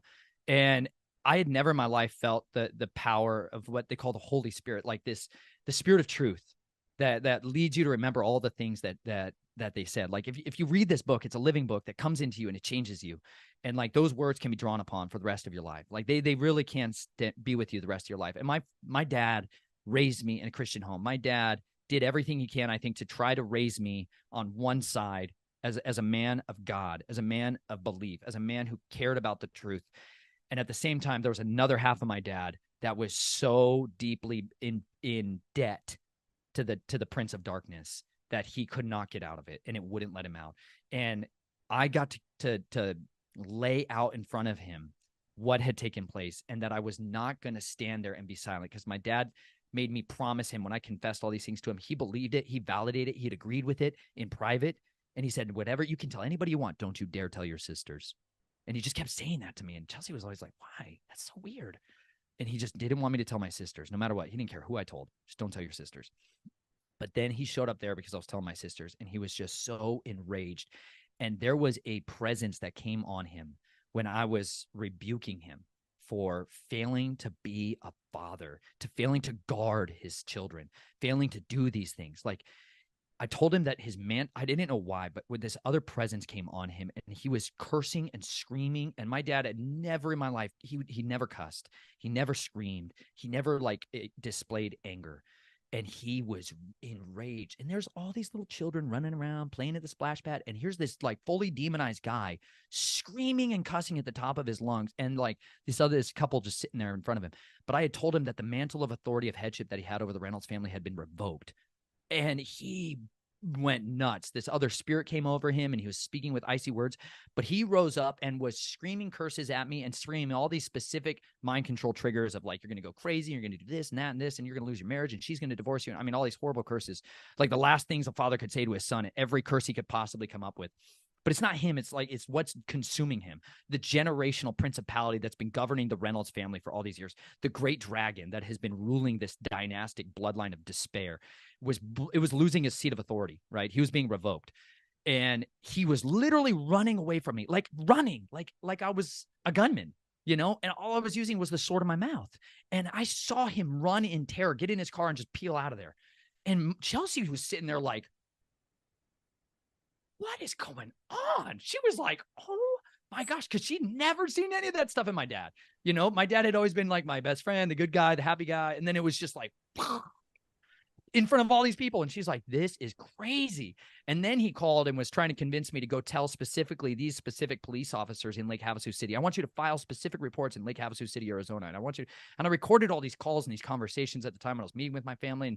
And because they still, the brotherhood of the family is still very, very active down there. And he was wanting to set me up for all these other things. But I got to see and witness what can happen in that moment of when ultimate evil confronts truth. And you know what? Evil always flees. Evil always sees. It says, humble yourselves, therefore, before the mighty face of Yahweh, and resist the devil, and he will flee from you. And I got to see that. I got to see what it's like to see the devil flee at the presence of truth. Like, yeah, Yeshua has this ultimate showdown after 40 days of fasting, totally exhausted and hungry. They're like, and he was hungry after 40 days. I'm like, the greatest understatement in the entire Bible. And he's like, just turn these stones to bread and you can eat some of it. And he's all like rebuking him with the word, like short, synoptic, just precise Cliff Notes versions of Deuteronomy, of the Torah, and like the scripture. You're like, dude was just assassinating him. And he fled. It literally says he fled from him, looking for a more opportune time. And the reason he's like this is because he's compared to a lion, y'all. And I've been studying lions my whole life. I love them. Life dream is to wrestle lions. I love it. I go into their caves and dens. I want to get my hands on lions. They're the embodiment of these adversaries and these incredible creatures and these royalty that we see. But like there's a reason a lion, like mountain lions in particular, when they ambush things, they jump on their backs, they go for the throat, they try to kill them and pierce their skull, because they can't fight. A lion can't actually really fight with you. It may think, you may think it can't, but it really can't, because they're cats, and if their bones are fragile and light, and they can break very easily. And if they're injured, they're going to die. They will not be able to feed themselves. And so they flee. Once they realize that their target is actually putting up the fight, they flee as fast as they can. And that is the reality of our adversaries, y'all. Once you actually get engaged in combat with them, once you fully stand up and refuse to lie down, refuse, like Shadrach, Meshach, and Abednego, Azariah, Mishael, and Hananiah, like, they refuse to bow at the sovereign's command. They're like, everybody in the whole world's bowing down to this great statue of Nebuchadnezzar. And then you got these three dudes just standing there, and they're like, what the heck? Dang it, kill him. And then they're like, hey, you don't have the power of fire. You guys think just because you can light a match and put some pitch in a fire pit that you can kill us. They're like, Yahweh is sovereign over the fires. He surely can deliver us. And even if he doesn't, he's still the sovereign. And it's like they were thrown into the fire so that everyone in the world could see the Son of Righteousness in the flames. Like, I was thrown into the fire so that the rest of the world could see the Son of Righteousness amidst my consuming destruction. You know, you guys, some of you think because you lived, like, you're just worthless now. Like, you think your identity got destroyed, but you don't understand the fires that you survived, y'all, have refined you and made you for they've hardened you like a knife, y'all. Like a knife has a very sharp edge only so much as how hard it is. Like, if this knife, and I go to use it, the more I use it, the edge is going to get duller and duller and duller. But if I harden it, if I heat treat it to very specific temperatures for very specific amounts of times and cool it in a very specific fashion, if I do that in the right order, this thing will endure the testing of use. It endures that, right? You, by going through these situations and these experiences throughout your life, it has hardened you. It has forged you for a purpose. And you know what? That's why they fear us. That's why they try to force us down through these fickle little words that they have, through these semantics, through these labelings, through these the Bible of the psychologist's world, their little two-edged sword, the DSM-5, these with 60,000 invented diseases that are not reality, y'all. There is not a test for bipolar disorder, y'all. There is not a test for ADHD for a reason, because you cannot funnel people through a psychological and pharmaceutical industry without creating some kind of contrived diseases. You do not have bipolar disorder, y'all. You do not have paranoid schizophrenia. You do not have epilepsy, y'all. You have a need to understand your identity and your purpose, and you need deliverance and healing, bodily, soul, and spirit. And you know what? That comes by knowing your purpose. And Isaiah 65 and 66 has that so plainly written out that you guys can understand, you know what? Though I went through all this stuff, that's not what defines me. What defines me is I have my mouth still. I still have my words. I still have my convictions. And you know what? He literally said that this is what's going to happen in the end of days. Check this out, y'all. Oh, yeah, here you go. People think this stuff isn't in the Bible. And a lot of Christian churches, I don't mean to pick on the denominations, but there's like 40,000 denominations, and every single one of them is like the daughter to the daughter of Babylon. And so, like, a lot of people have been trained to not actually read their Bibles. The single, like I said, the aptitude that I just expressed early on was reading and comprehension. And like, if you all just pick this thing up and read it from beginning to end, it makes you so much deadlier, because they prey on our inability to read. Like, I had people who told me when I wrote my book, I needed to write it at a third grade level, because that's the comprehending ability of our society today. Like this is professional editors and publishers. They're like, you got to write it about a third grade level for somebody to be able to read your book. And that just sat like a lead brick in my stomach, because this is not reality. We had to get trained this way, but you know what? You can train yourself out of it, and it's by discipline and by diligence. And here's what Isaiah 66 says. I'm going to read a chapter of the scriptures, because you know what? You all need it, and I need it too. Thus said Yahuwah, the heavens are my throne, and the earth is my footstool. Where is this house that you build for me? And where is the place of my rest? And all these my hands has made, all these that exist, declares Yahuwah. Yet to such a one I look for, on him who is poor and crushed of spirit, and who trembles at my word. But whoever slays the bull strikes a man. Whoever slaughters the lamb breaks a dog's neck. Whoever brings a grain offerings, pig's blood. Whoever burns incense blesses an idol. Indeed, they have chosen their own ways, and their being delights in their abominations. I shall also choose their punishments and bring their fears on them. because I called, but no one answered. I spoke, and they did not hear. And they did evil before my eyes and chose what was displeasing to me. Hear the word of Yahuwah, you who tremble at his word. Your brothers who hate you, who cast you out for my name's sake, said Yahuwah, be esteemed, so that we see your joy. But they are put to shame. A roaring sound from the city, a voice from the Hakal, the temple, the voice of Yahuwah, repaying his enemies. Before she labored, she gave birth. Before it came pain to her, she was delivered of a male.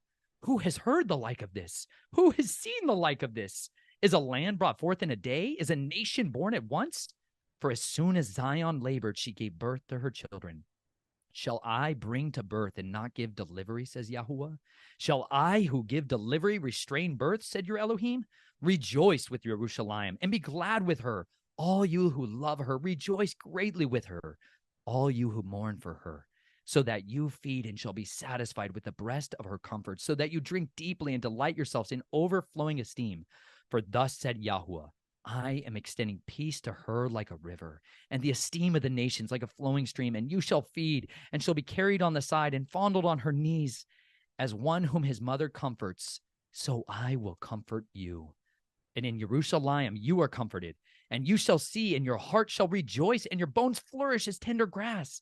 And the hand of Yahuwah shall be known to his servants, and his displeasure to his enemies. For look, Yahuwah comes with fire, and with his chariots like a whirlwind, to render his displeasure with burning, and his rebuke with flames of fire. For by fire and by his sword Yahuwah shall judge all flesh, and the slain of Yahuwah shall be many. Those who set themselves apart. This is literally describing SRH. Those who set themselves apart and cleanse themselves in their gardens after ones that are in their midst, eating the flesh of pigs and the abominations and the mouse, they shall be snatched away together, declares Yahuwah. And I, because of their works and their imaginations, am coming to gather all nations and tongues, and they shall come and see my esteem. And I shall set a sign among them, and shall send some of the survivors to the nations, Tarshish and Pul and Lud, who draw the ball and Tubal and Yawan, the coastlands afar off, who have not heard my report, nor seen my esteem. They shall declare my esteem among the nations, and they shall bring all your brothers as an offering to Yahuwah out of all the nations on horses and in chariots and in litters and on mules and camels to my set apart mountain, Jerusalem, declares Yahuwah, as the children of Israel bring an offering in to cleanse the house of Yahuwah. And from them too I shall take for priests, for Levites, declares Yahuwah. For as the new heavens and the new earth that I make stand before me, declares Yahuwah, so your seed and your name shall stand. And it shall be that from new moon to new moon, from Sabbath to Sabbath, all flesh shall come to worship before me, declares Yahuwah. And they shall go forth and look on the corpses of the men who have transgressed against me. For their worms shall not die, and their fire shall not be quenched, and they shall be repulsive to all flesh. You survivors are made to go and bring the witnesses to the nations. And by doing so, you're going to find your brothers out there. You're going to find your sisters out there. You're going to find your mother and your father out there.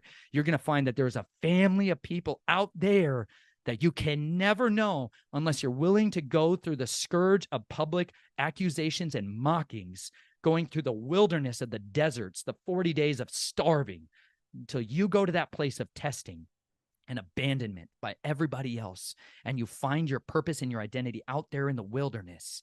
He will restore it to you, and then he will send you back to the nations. It's literally what John the Baptist was born for. They came to hunt him and murder him when he was an infant, and his father did not allow the sovereigns to touch his son. He sent his mother and his son away into the wilderness. He let them go be entrusted to the hands of Yahuwah, and he gave up his life to the assassins, Hashashin, the zealots that were sent by the king to cut it out of him, to torture him, to tell him where his son was. And you know what? He's like, you can have my life. I give it down for my son. That's the right move if you're a father. You give up your life for your children. You give up your life if you're the mother. You give up your life for your children. We sons should not be the ones who have to give up our lives so that our fathers and mothers have to live. But you know what? We will, because we love them and because we love the word of Yahuwah. So I eagerly contend for each and every one of you survivors. Share your testimony, because it says in Revelation 12:11, the enemy is defeated by the blood of the Lamb, the words of our testimony, and not loving our lives when faced with death. So be bold and willing to share your story no matter the cost, because you know what? By doing so, you're going to find the freedom that was promised to you from before the foundations of the world. Oh my goodness. That was incredible. What words of encouragement for people? Because that can be so scary. I get people that reach out to me and they're like, I want to tell you my testimony. I'm not ready to tell other people. And I'm like, that's okay. Get it out. Tell somebody. That's so huge just to reach out to somebody. You're breaking every curse. It's like that lifts the spell that they cast on you as you're growing up. That's exactly what they invest all this time and money and energy and resources and handlers and plants and gosh, blackmail and all of it. Like that's why they do it, is so you don't share your testimony. And it's so incredibly powerful when you can stand in that.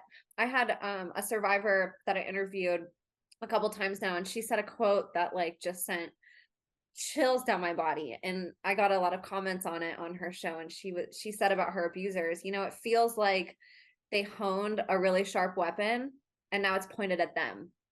And I was like, yes, girl, that's it. Like take back those gifts that they exploited. Like you were born a divine child of God with these amazing gifts and talents. They saw it in you, and that's why you were chosen, except they exploited those gifts and made you feel guilty, and you got punished for having them, and you got tortured. It's like the more, the more gifted you are, like the more torture you had to go through. It's so inverted. And that's how we create a better world, is literally by creating it. Like the world that we live in right now was created by them. This is Lucifer's kingdom that they've shoved us all in and infiltrated. And we can easily bring God and Jesus and our divination back by creating those things in our heart and by speaking that truth and bringing it out and getting rid of all the spells that they cast on it. And your testimony is such a strong, it's just so beautiful how you're able to recognize that, because I feel like a lot of people, even throughout their entire journey, they might not ever get there. And it clicks different when you hear somebody that went through that and they're saying, hey, I'm still here. Like I faced my worst fear. Like I thought all these bad things were going to happen, and they did. Like you were attacked. You were talking about that earlier. They tried to kill you, literally. So it's not that you didn't do this without consequence. And I know that there are people that are still enslaved that can't, they might not right at this moment, but that should be the goal, is for us to reclaim back those beautiful things about us that we've been led to shame, and to feel guilty about, and the things that they saw in us that they exploited, and to take them back and say, these are mine. What did God give these gifts to me for? What can I bring into the world? What can I create that's different from what they used me for? And you're doing it in so many ways. You have your book, your YouTube channel, you have your ministries, and you have just all these beautiful business ventures that you're doing. And it's just really lovely, Nathan. I love that you bring that hope, because these topics do get so dark, and I think for people, it can feel hopeless when you hear about these horrible things that happen. People get in this mind state where they're like, this is the world that we live in. This is horrific, and all these people are involved. Like, what are we going to do to combat it? And it's easier, like you said, to just maybe go back to living and not looking at it, because it feels so daunting, and I think you do a really fantastic job of outlining how all this works, how who, the who's, when's, where's, what's about it, but you also give solutions, which I think is really beautiful. And you're living the creations that were in your heart, like you and your wife have brought to life so many amazing things. So I just want to commend you. That was a really beautiful verse that you shared, and that was so lovely, all the words of encouragement that you gave to survivors. Well, they're desperate for hope. We're starved for it. We're starved for it. Like they utilize this system. They'll call it like tortured artist syndrome or whatever else. But like you get into these high intelligence groups and Mensa and these other places where they're like, we're looking for the smartest and the best people. Well, they just torture their children. They're like, why do they do this? Like, why do they find the best and the brightest and then just ruin their lives and just systemically eradicate all of the things of what they had, finding the things that hurt them the most and then just drilling that into them. And they know that when someone who has innate expressive abilities and talents, extreme measures of them, when they find those people, those chosen ones, like you described them earlier, these people that have just, there's an anointing. And I really believe, like, y'all, like Hasatan, the dragon, like these dragons, the reason, okay, the Reynolds family, like back in, there's a book called The Golden Leaf, which is written by Patrick Reynolds, which was a history of the Reynolds family. Okay, he was a direct inheritor. Was proposed to be one of the next direct inheritors to the big dynastic Reynolds family. My family is like the third branch of the Reynolds family. There was two brothers that kind of really got launched out in the mid 1800s, and one's name was Abraham, and he and his other brother basically they took the Judas coin, this silver coin, this occultic coin that they had, and they touched it to gold, and it built an empire. Basically, one of those coins that Judas used. That was given to Judas when he betrayed Yeshua. And these are real physical objects, y'all. This isn't some kind of fairy tale kind of world. Like, this is reality. And the world works by these charged objects. And the blood of the Messiah was like the ultimate of all of these experiences, right? It's like the stake that he was impaled upon. These are like serious things, y'all. The people that took the spear. This is why the spear of destiny, I think it's in Hamburg, Germany right now. These are like serious charged objects, y'all. And people use these things to enact realities, physical realities, and transmutate a physical object through the spiritual realm into reality again. And they touched these gold coins, they touched their gold coins and built a dynastic empire. And they started utilizing things for tobacco and then aluminum and a lot of this stuff to build this empire. Well, Patrick Reynolds exposed a lot of that stuff. And it was because they were concealing for him. He was kind of like me, where you're just like, I can't stand corruption once I find it. And he just continued to see it over and over again throughout his life. And he's like, you know that these nicotine delivery systems that we're selling and making our fortune with are killing people. You know it, and you're suppressing this information. And rather than to continue to perpetuate the lie in order to receive the inheritance that was promised to him, he chose to be bold and to be willing to give up the temporary pleasures of sin and rather he was willing to suffer with the masses, right? Like, this is like so Moses, like, y'all, like, it's literally Hebrews 11. Just people are doing this all over every day of the week, y'all. You think you're the only ones who've got some junk in your trunk and some skeletons in your closet, y'all. Everybody's got it in there, y'all. We just have it in different levels of it. And they believed by torturing the children, you could express their greatest talents, but you could control when and how and where they expressed it. And so, like, people that have singing and dancing or theatrics, like, they get funneled into the whole Hollywood wanding systems for the prophets of Baal, and other people that are shoved in through the pornography industries and music industries. And they all get funneled into these different groups. But by doing so, what they're missing, what they're losing, is the innate ability to see a human being as something rare, as something precious, as something that is so set apart that one person could be the one that dismantles all of these things. I do not believe that we are outnumbered. I do not believe that we are losing. I do not believe any of those things, because I've tested it now for long enough to see that, you know, what's so beautiful is they have been shaking the cage. We've been shaking the cages collectively for so long now, and we're still here. We're still here. Like, we are still here. We can't be killed off. And you know what? That's because Yahweh says in his scripture that when a man's ways are pleasing before him, he makes even his enemies to be at peace with him. So, like, my family doesn't come after me like that. You won't see 400 comments of all of these handlers my family was trying to recruit other people and start mind controlling them as they were watching my videos in the comment sections. It was just so crazy, but they stopped. And I was like trying to really identify, like, when did they quit? When did they quit speaking out? Like, they started deleting all their Facebooks. They started taking down all the pictures of all the naked children that they had on there. They started like they're like, oh crap, we better cover this stuff up because it's not going away. All of the triggers that they'd built in to make me shut up and be quiet and all that, they're like, it's not working. It's not working. And what did they try to do instead? You know, and they're like, well, chop his fingers off and take him out of the brotherhood and all the rest of it. And they started trying to dismantle and smear over the empire. And then, like, you start to see that they tremble. They genuinely get infected with the very same fear, because the spirits that are empowering these people, y'all, they have to submit themselves to the divine authority that is in reality, that governs creation.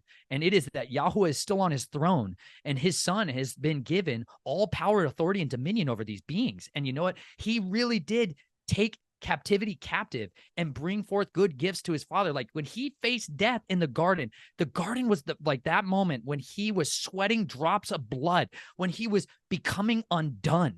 Like, this is disintegration. Isaiah said it. He became disintegrated. Job literally said, all my inner friends have abandoned me. Job was DID, y'all. Like, they just didn't have all these stupid names for it. They just knew this was personhood. This was humanity's experience on this earth, was suffering. He calls it the fellowship of suffering in there. And some of us, it literally says, you're storing up in your body suffering that the rest of the body is abdicating. They've looked at it. They known that if they weigh into it just to watch the rest of an interview, just to stay with it a little longer would cause them suffering. But they have been so conditioned to be comfortable, like the air-conditioned lifestyle that we've lived in, the comfortable chairs, like that our butts don't ever sit on the ground, that we don't experience the sun scorching on us and the heat of unbelievable hard labor on our backs. They know that if I look at that, if I face that, I am responsible to weigh into the fray, that I have a duty to guard. I have a duty to help and combat these things. That means I might have to open my home up to these people. That means I might have to sacrifice what I have in my comfort to empower somebody else to live. That means it's going to be costly. And you know what? They fear the sacrifice that's required. But you know what? That fear is so fickle. It's like a little tiny mouth that's screaming as loud as it possibly can all of the time. That fear is a failure for you to identify reality. And you know what? If you all would be willing to weigh into the fray with us, to come join us in the muck and the mire, to just get bloody knuckles and bruised knees and calm down and lay on the ground with us like Tom did when I was screaming and weeping and wailing. And I had groans inutterable, like it describes. Like I couldn't even speak. Like I couldn't even say the words. There was no humanness left in me anymore. All I knew was grief. I was so grieved at what I had done and what had been done to me. And I wanted innocence restored. I wanted identity restored. I wanted my life back. I wanted my life back. I wanted my youth.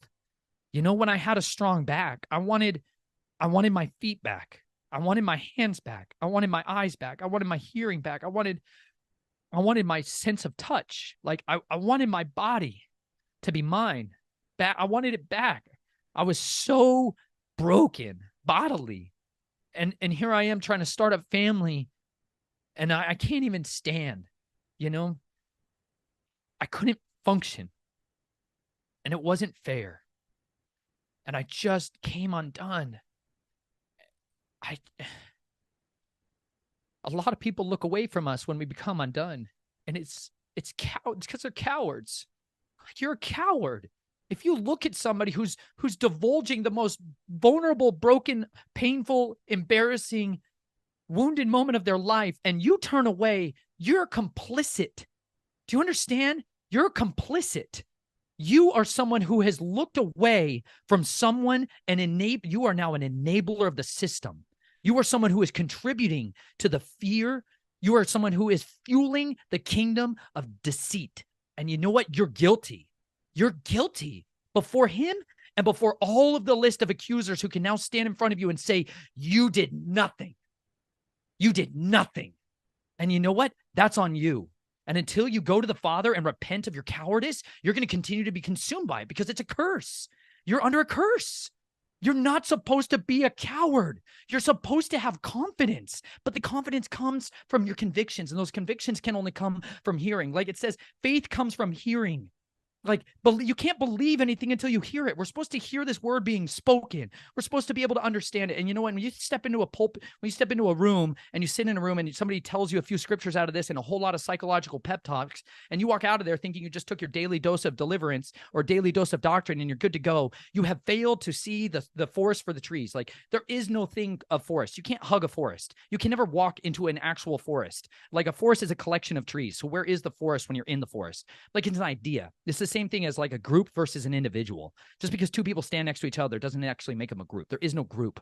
We're all individuals, y'all. There is not supposed to be any sovereign. There's supposed to be no king over us but Yahweh Elohim Sebaoth, the Lord of hosts, as he was called in a lot of people's scriptures.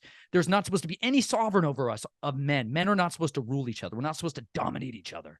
Like, but it was these sons of Cain. It was these doctrines of demons that began to come in. It was these watchers and Azazel and Gadriel and all these. They started coming in and being like, let's show you the secrets of heaven.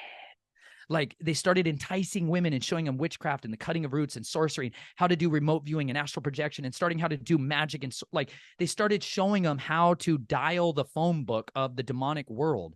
And they got caught up in this, they got enraptured, it says. It's like they literally just became possessed by it, you know? And then they just began to govern the societies with it. And instead, we have an opportunity right now where all the information is available to us, like so that none of you are without excuse. Like none of you are without excuse. Now you're responsible, right? But you think by shoving your head back in the sand that you're not going to be accountable for the information that you've heard. You are absolutely accountable. And if you're not using your time, your energy, and your resources to help contend against this great, radical, intelligent evil that's out there, you are wasting your life. You're wasting your livelihood. You're wasting all of your time. Like if I just stayed there on the floor in that ruined heap of mess and no one came alongside me and prayed for me, the purpose would have been poisoned with the impassioned view of passivity. Everybody else in that room stood there. There was 400 people that are supposed to be the mighty believers. We're the remnant that are rising up. You know what? When you're tested, by the survivors, by the way, when we come along into your life and test you to see whether your convictions are authentic and you fail that test, believe me, the witness is there. It says like it's like you don't cause a blind man to go into a pit. Otherwise, he's going to, the cries of the poor are going to come up to Yahweh. When you see someone who's poor and naked and hungry and destitute, and you say, go, be blessed, be well fed, be clothed, your prayers get hindered. Like the Father turns against you. He becomes adversarial towards you when you turn away from this. When you turn instead against the acute, you side with the perpetrators. Like the reason I was so enraged at all of this was how often everybody sided with the perpetrators. Like they don't even know these people. I'm like, I've been your best friend for 15 years and you're going to side with some guy who's a Knights of Columbus, Fourth Order Knights of Columbus guy who literally is publicly known for doing these things. And you're like, yeah, that guy's probably better. You're like, what the heck is it? It's a spiritual anointing that is coming against them. They're missing it because they're contending with the spiritual forces because they have so many doors open to the enemy and so much fear in gripping their heart that they can't get out of it. But you know what? It comes through humility.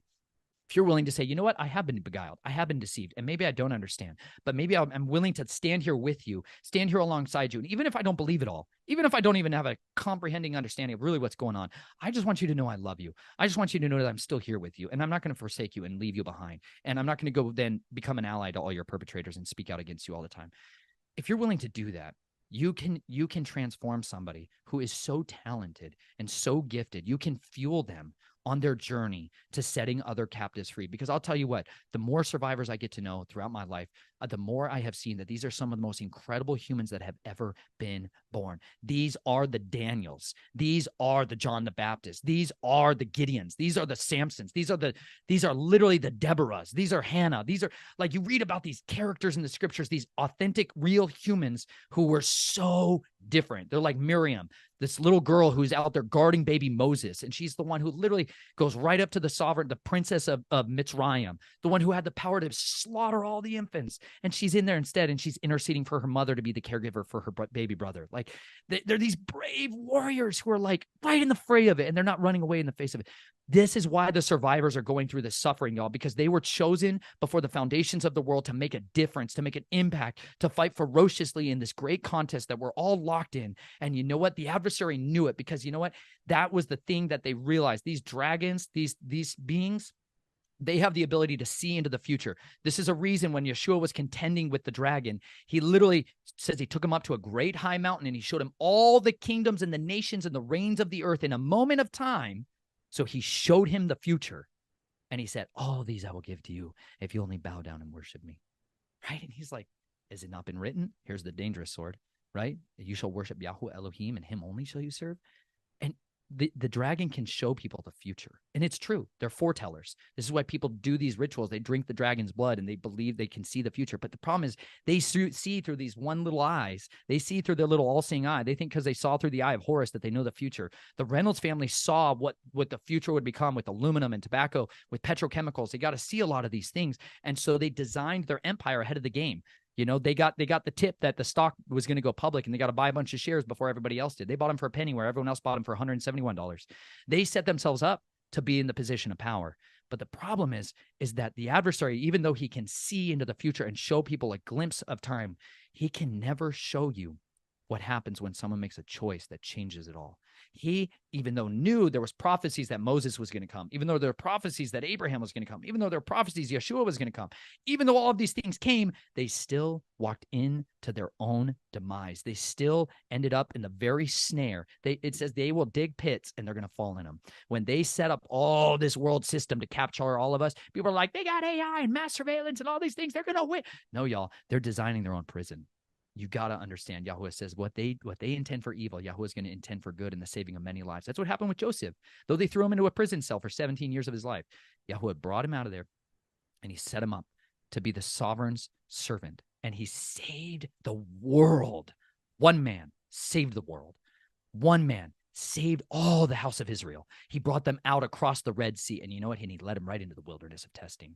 And you know what? This is what we are here for. This is our great time of life. Rejoice, because this is our day of salvation is truly drawing near. And so many of us have the opportunity to eagerly fight way into the fray and seek to save the lost, to set the captives free, and to bind up those brokenhearted. So I am so glad that we can kind of be together in this battle, y'all. I did not know back then that I would have the opportunity to still be speaking 7 years later, that I'm still here and I still get the opportunity to do this. My family is still growing. I have children and I have a wife and I have friends and I have family and I still get to live. And I'll tell you, and I get to live with a lot of suffering still amidst those circumstances. I still want my body back that was tortured. I still want my mind back that was taken from me. I still desire those things. I desire the freedom that they took from me. But you know what? I choose to forget the past.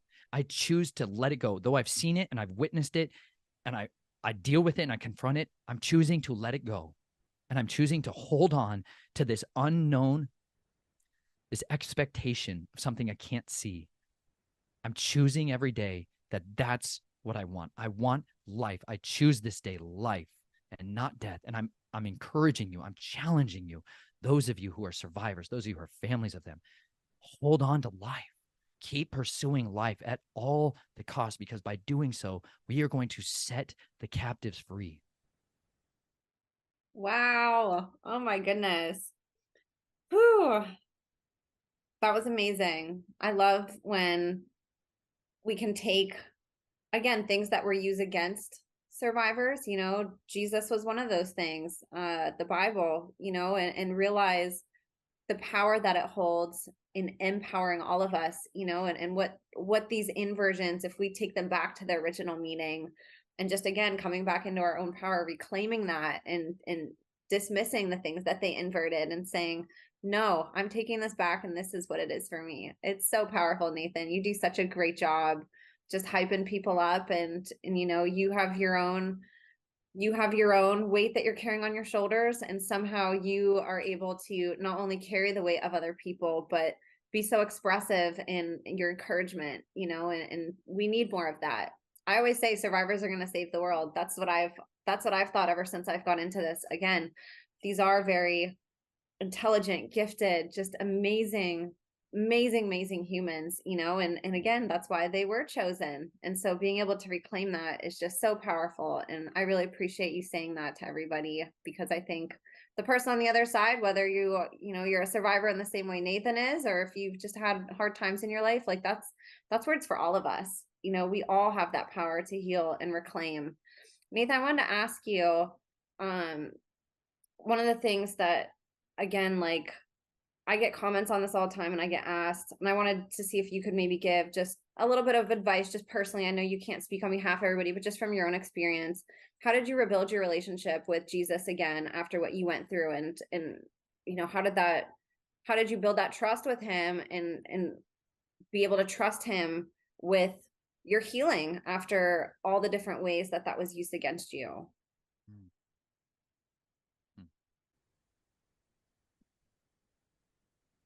I kept believing. I chose to believe that his word was true and every man was a liar. I didn't know. It was so confusing for so long. But I had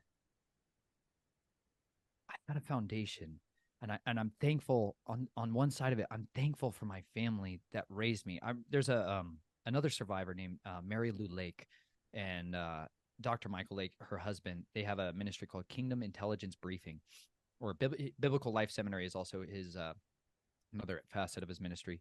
I highly recommend that mail. They were instrumental in my own healing and restoration process. Their prayers for the morning and the evening, and trauma and fragmentation, the breaking of soul ties, breaking of sexual unions, they were instrumental for me. I put them in the back of my book. You'll find them there at the very end of my book. On my YouTube page, I read them. They're called Resources for War.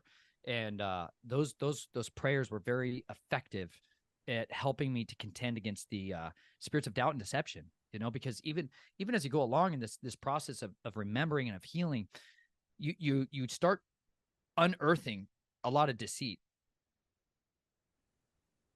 So they have a ministry located in Missouri, but they were speaking out and sharing. She came from a background moderately similar to mine, but more so in a just the female side of it. So those of you female survivors out there in particular, I really encourage you. She wrote a book called What Witches Don't Want Christians to Know. All of you should read it because it's got super critical information.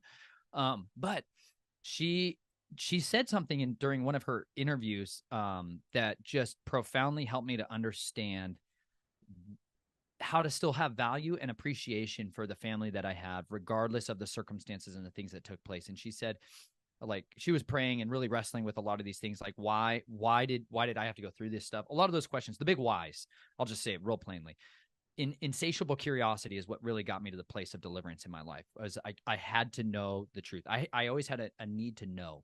And that need to know got driven deeper and deeper and deeper. And the more deception I found, the more I knew I had to keep pursuing for hunting for the truth.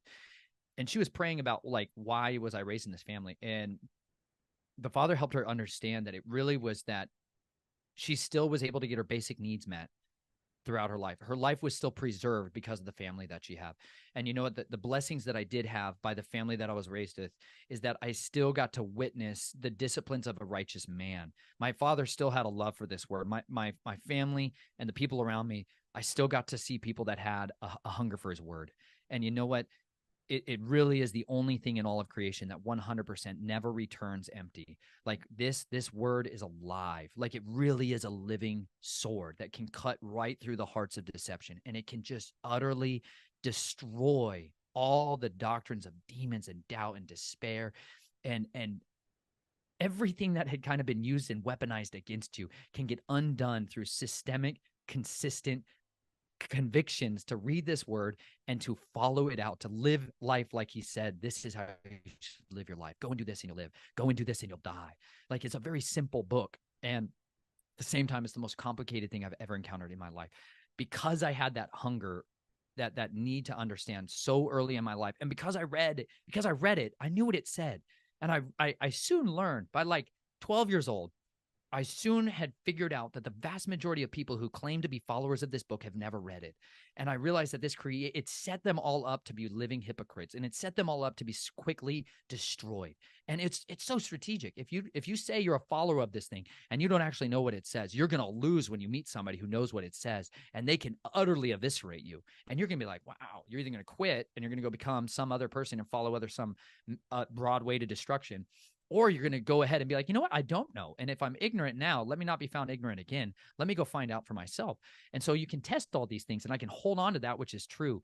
And so when my realizations came to a lot of these events, if anything, it drove me deeper, because I knew that there was only one person, there was only one being in all of creation that could tell me who I was. And it would actually be real. It would actually be true, and it would actually be immutable. It can never be stopped. And my identity was going to be found in there. If I wanted to know who I was and what I was born for and why I'm here and everything that I've ever wanted to know in my life, I believed that I could find it right in there. And because of that, even as I began to remember a lot of these things, even as aspects of my being and portions of my soul began to express their rage, their frustration, their confusion, like the big giant question that a lot of people wrestle with: why didn't he stop it? Why didn't he stop it? If he is all powerful, if he is the all sufficient one, if he is the one who has everlasting power and might and glory and could save us, why didn't he stop it? Like, and I believe me, of anybody on this earth who has wrestled with that question, it is I. And it is because it's a good question. And you know what? You deserve the answer. And the answer for me was because, you know what? I was born. I was born to endure. I was born to overcome. I was born to keep going no matter the circumstances. Like it says in the very beginning of 2 Peter. This is just so good. Just check this out for a second. If you're willing, like the version of healing that I was going through, y'all, I'll just say this. I've tried a lot of different little healing methodologies out there, and I found a whole lot of bunch of witches and warlocks mixed right up into the mets. And at the same time, I found the most effective, simple form of healing for me was sitting down and crying, praying, a lot of crying, but just praying and asking the Father to bring to remembrance anything I needed to know in order to be healed, but that he would help to buffer those emotions so that they're not overwhelming, right? And that I wouldn't be traumatized by anything else. I had a counselor who shared with me a point that I didn't need to go into such detail with my wife about every single thing I went through, right? And that he said it in a way that's going to offend some of you, y'all. He said, you're going to defile her by doing so. And at first I was really pissed. I really didn't like that he said that. It was not necessarily best for me to share every detail of everything that I went through with her.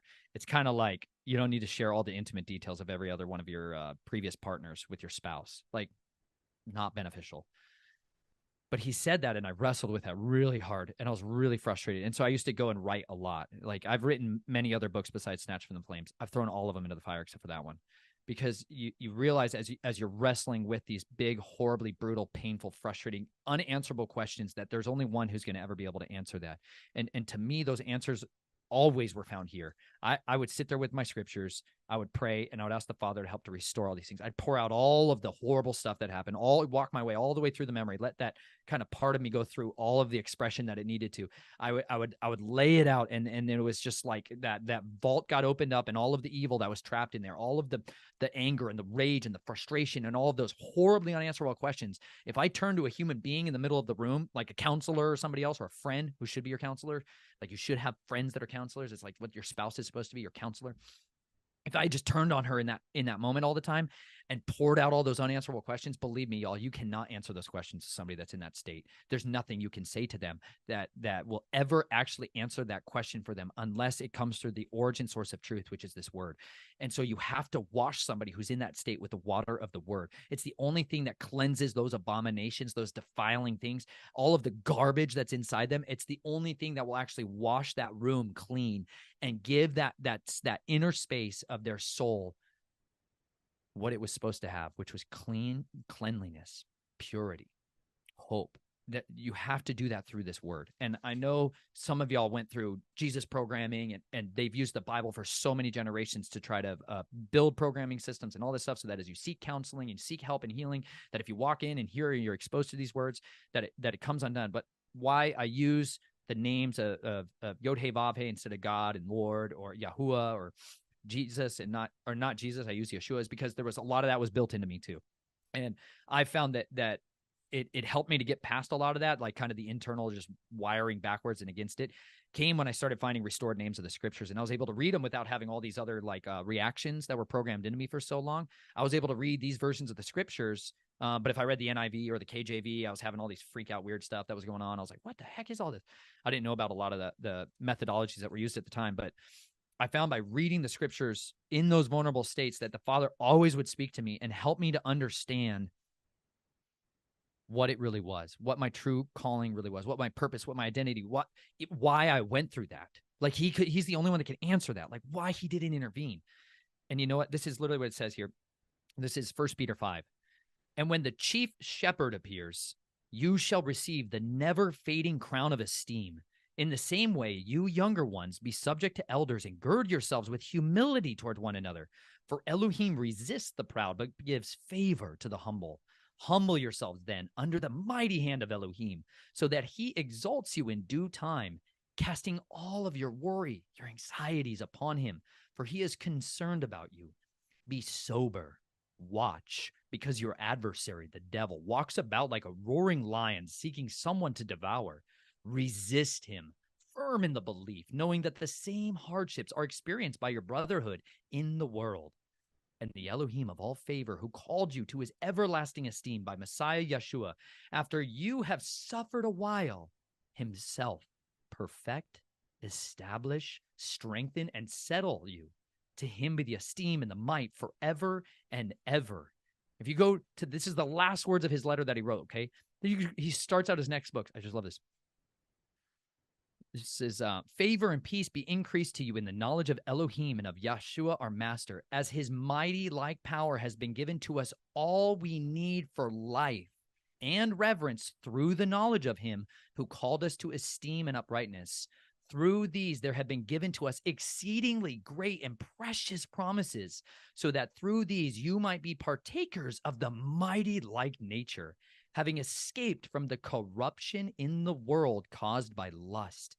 And for this reason, do your utmost to add to your belief uprightness, to uprightness knowledge, to knowledge self-control, to self-control endurance, to endurance reverence, to reverence brotherly affection, and to brotherly affection love. For if these are in you and increase, they cause you to be neither inactive nor without fruit in the knowledge of our Master Yeshua Messiah. For he in whom these are not present is blind, short-sighted, and has forgotten that he has been cleansed from his old sins. For this reason, brothers, all the more do your utmost to make firm your calling and choosing. For if you are doing these matters, you will never stumble at all. For in this way, an entrance into the everlasting reign of our Master and Savior, Yeshua Messiah, shall be richly supplied to you.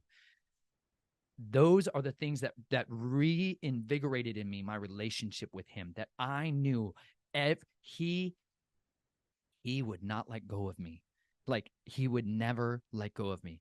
I used to do whitewater river rafting, and we would go through this place called the Arkansas River down in southern Colorado, and they have these rapids. They have a rating for like the volume of water that goes over a given body of rocks in a river at any given time. They have classes of it. So class 1, just kind of more basic, and then they build over time in amplitude, in class 2s, in class 3, and then class 4 and class 5 rapids, huge, ridiculous rapids. Well, that river system has specifically class 4 rapids during the springtime. Well, there was this flood that year, and so all of those normal class 4 rapids that I'd rafted down every summer were totally different creatures. Unimaginably so. A river that was 40 feet deep now was 80 feet deep. And so they had to close this area under the Royal Gorge Bridge because there's a super deep canyon there. I think it's almost 1,000-foot tall canyon. This bridge goes over it, and you would raft under it. And in that canyon, all that water gets funneled into this place. Well, the water was so powerful, it was taking these massive river rafting guide boats that they take down there, and it was folding them in half and exploding them.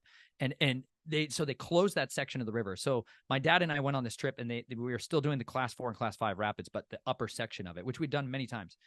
And when you go out on that trip, one of the guides looked at everyone before we went in, and he talked to us about after we all get thrown out, because he's like, it's happening. You're going to get thrown out. You're all going to be swimming at some point in this. This is insane. People are dying. It's awesome. I love that stuff. But he was like calm, cool, and collected, right? Like a good guide should be. And he told us, he warned us ahead of time, when you get thrown out of the boat, or if you're the one who's still in the boat, and we see people, because they're going to be like Pez candy floating around in the water out there, and they're going to be like panicked, frightful. You got like 60, 70-year-old people in there that are like, I signed up for this trip and I came in from Kansas. I just thought it would be like a river trip. And they're like used to, and these people just get smashed. You know, these people have no concept of what they're about to weigh into, and it's fantastically scary for them. But my dad and I were positioned on the front of the raft because we had a lot of experience, and we were good at listening and obeying, right? That's Shema, like hear and do. Like when a guide tells you 4 strokes to the right, to the guy on the front right boat, 4 strokes, not 5. You do 5, everybody dies. Stuff like that. We were on the front. Well, then there was this older couple that really wanted to be in the front, and they paid a lot of extra kind of like tip money to be like, hey, let us be in the front. It looks so cool up there. It looks so fun up there. And the guide kept being like, it's not a good idea. We're going through like hell right out here. We're barely making it. And so we had like 3 or 4 other very weaker people who he had positioned in the raft at places where they're not as strategically needed. Well, these people really demanded that they get the front seats. They got the front seat. And he told us all, if anybody gets drawn out of the water, and if you're in the position on the raft, when you come alongside them, you're going to be grabbing them. And he always would say, you grab a hold of them, right? This safety trust thing. You hold on to each other's wrists, right? And he's like, you look them in the eyes and you tell them, I will not let go of you. And then you tell them, say it to me. Then they look you in the eyes and say, I will not let go of you, right? And you're supposed to you lock in and you say that. And it was like, we went down this course of rapids, and sure enough, those people at the very front, right when we got into it, you could get through it by 2 ways. You could either go to the right or to the left. But if you hit it on the center, you're going to get launched and everybody's going swimming. And he gave them the command for the amount of strokes that they were supposed to do. And the person in the front right corner panicked. They locked up because you're looking at a wall of water that's 30 feet tall. And I mean, you're going to drive into it, and you're supposed to. And the guide kept telling us, we're going to drive straight into that rock. We're going to go straight for it. And then we're going to do one maneuver, and it's going to move us exactly around it. And people, when you finally face this wall that's hitting you, you just watch them. They just did this, right? And they got all the photographers standing there on the shore. It's hilarious. They got all these camera people waiting because they know everybody's going swimming. And it just makes for great pictures. The person froze in the face of the fear. And sure enough, we hit that thing, and I catapulted out of that boat so fast. And the guide had told me like a rule. He said, never let go of your oar, your paddle. And so I took him very seriously. It's like in the military. They're like, never drop your rifle. Every time you drop your rifle or the sound of a rifle drop, everybody's getting smoked. You're going to have a really bad day. It was a big deal. So like when somebody told me like, don't drop your oar, I was like, you got it, man. And so I got launched into the river and ended up going through a washing machine. And the whole time holding onto this paddle, man, I went from the top of the surface of the water, 60 feet straight down to the bottom in a washing machine and got trapped down there and launched up. I almost drowned. We went through 4 class 5 rapids, all just me floating around, still holding this oar this whole time. And I'm like, oh my gosh, I want to be able to swim. But the guy told me, don't let go of this thing. I'm in just this total lockup mode going through these rapids. Finally, I remember I can make my own free choice, and I can let go of this stupid thing that's going to kill me and swim to the shore. But there was a lot of great pictures of me along the way with this stupid otter. Along that journey, by letting go of this thing that was hindering me, I was able to swim to the shore and get free, right? I puked up all this water because I almost drowned. It was fantastic. It was a great time. And I've never forgotten those words. They were seared into my mind. I will never let go of you. And this is literally what our Messiah is looking at us, and he's saying to us, like, no one can snatch you out of my hand. He's like, I have written your name in the palm of my hand, and no one can take you away from me. And you know what? He is hunting us. He is the chief shepherd who's going after us all. I went and became a shepherd over the years of goats and sheep. I hate goats. Kill them all. They're great for food and meat. Otherwise, they need to die. But sheep are amazing. But you really do, as a shepherd, you literally have to go chase down these stupid animals sometimes. They go running off. They find ways to kill themselves. And you're like, you literally ran towards the coyotes. I don't even get it. You have to go hunt them down. And you know what? There is nothing more powerful than when the flock gets to witness the shepherd go rescue a wounded lamb. Like this is why the people of Israel, when they said David was the shepherd boy, like we think of him as this little tiny child, that he literally says he snatched the lamb out of the mouth of a lion. Like, people just like, they don't get it. You lack context. I've been raised in the mountains where there's lions and bears and stuff, and I've chased them. I chased them with super soakers and guns and rocks and pans, and I used to chase them. And like, when you go into the mouth of a lion and pull out another creature while this thing's alive, you guys think he killed it and then he took it out. And oh man, they wrestle these things out of their mouths. Like that is a chief shepherd. And this is what our Messiah is willing to do. He is willing to step down into that filthy place with you. He is willing to drive down and cast off his robes of glory and splendor and weigh into the fray and be like, I am here with you and I will not leave you. That he will not leave you. You think it's hard when people write a comment that say like, I can't watch this because it's tough. How about the guy who stands there in there with you? And he's like literally not going to quit. He is going to figure out a way to work all of this for good and for the deliverance of your life, but not just your life, the lives of many. I'm pretty sure Joseph wanted out of the prison. I'm pretty sure he wanted out of the false accusations and all of the other garbage that got laid on him. I know he wanted out, but you know what? He continued to entrust himself to the Father and say, you know what? He can make it is an easy thing for Yahweh to make a poor man rich in a day. It's an easy thing to go from the house of the prison chamber to the king's commander. Like, it's easy for him to do this with any of us. And you know what? If you continue to faithfully entrust yourself and say, I trust that you can set me free whenever you're ready to. I love you, and I want to believe your words, and I'm going to choose to believe them even if it doesn't make sense. It will set you free and help empower you to be able to confidently go forward in your life and fulfill the destiny that you were made to have. Amen. Thank you for answering that. That's a question that both of those, the one just of trusting God and then where was he? So I really appreciate you addressing both of those because I get asked that a lot. And I think it's more important to come from somebody like you. You know, I don't always know the best words to say, and I know it's just your personal experience, but I hope it can help people on the other side. And before we go today, I'd love to have you back on, by the way. I feel like I could talk to you for another 10 hours. You're so animated and just intelligent, and you break things down so well. But please talk about your book a little bit, tell people where they can find you, and just talk about all the all the things that you're working on, because you have your hands dipped, you and your wife, in a million things. So tell people how they can connect with you and support you. Yeah, the my book's available, like you said, on Amazon. Snatched from the Flames. I wrote it in such a way, y'all, to try to help build that bridge between survivors and people that are outside of this entirely. And so, yes, there's parts of it that are a hard read, but there's but there's a lot of it that's really has nothing to do with the background that I come from. A lot of it is just is walking into a place of understanding and casting off the traditions that I inherited that were lies, not just the deep dark ones, like the ones I inherited in the Christian church, the ones I inherited amidst the realities of life, this false illusion that we got about the American dream and society, and so it's a progression of that. And like you said, it's a love story. I want people to understand that your whole life is all about a love story between the Father and you, and between him and his creation. And it's a beautiful love story, and it's bloody, and it's ragged, and it's ruined. And you know what? He rebuilds the waste places, and he is all about the ones who are restoring the breach. And I wrote that to try to contend against it and try to restore that breach. So listen, y'all, just real quick. I know some of you cannot afford anything. I get it. I was in that position when I went to that conference with Russ Dizdar. I had lost everything. Not everything. I had lost a vast majority of any financial capacity that I had in my life. I got blacklisted for jobs and everything else. But Russ Dizdar, when he was on the stage that time and talking about all these things, he said that if any of you can't afford my book, but he had a lot of books, but he said, if any of you can't afford it for any reason, he said, it's a gift for you. Please just go ahead and take one. It's there for you on my table. Go take it anytime you need it.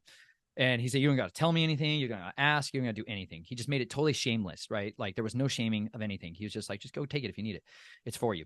And so I've always had that same principle that I've used, because I was in a position where I had to go get that book. I got that copy of The Black Awakening because of that. And it was one of the most instrumental books for me in understanding what was taking place. And so I have the same thing. If any of you can't afford my book for any reason, don't keep that from it. I give it away freely. It's all on my website, snatchedfromtheflames.com. You can read the entire book there. I also have an audiobook that I did of the entire book. It's on my YouTube in a playlist, or it's also on the website. If you go to every chapter there, I did the audiobook of it. I also have an ebook version of it and an audiobook format. If you need it and you don't have access to the means to buy it, you don't need to give me any money, y'all. I want you to know that you can email me and I'll send you direct downloads to it. It's also in descriptions of a lot of my videos. I just put the download links in there. I also did a audio recording of the entirety of the scriptures from beginning to end, from the ISR 2009 scriptures, because I thought that was far more important than my book. Honestly, if there's anything I could encourage y'all to read, it's not necessarily in my book. It's just that. Just please understand, it's far more valuable that y'all actually listen and study and diligently understand the scriptures. It's way more valuable than anything I've ever said in my life. This is the words of life. And as long as you continue to wash yourself in them, it will transform you. So I also have that free for download on there as well. There's a link to a Google Drive where you can download all the links to that. But yeah, my wife and I have, like you said, our hands in a lot of things. The first and foremost one was the path of healing that we went. We wanted to be fed and watered and clothed.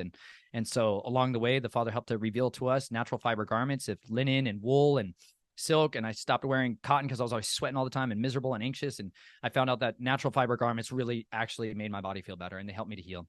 I had a lot of sensitivity in my body, understandably, but I felt very, very uncomfortable almost all of my life. And natural fiber garments literally helped me feel peace in a totally different way, bodily. And they allowed me to detox as well. And so the second big thing that we are really, really passionate about is making sure people have access to that. So we started the Linen Railroad, where we send people natural fiber garments and for free.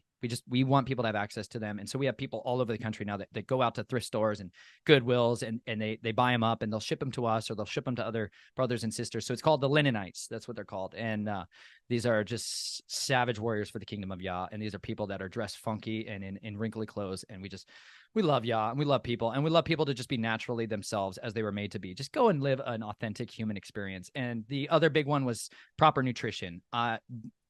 I had a lot of fatigue and adrenal syndrome problems and a lot of burnout bodily. And so I was constantly trying to hack my own way back to health, and a lot of supplementation and all this stuff that costs so much money. And all these therapists and people are like, you got to use all these different very expensive things in order to be able to have that. And I really believe that the Father made simple cures in his word. And one of that was living bread.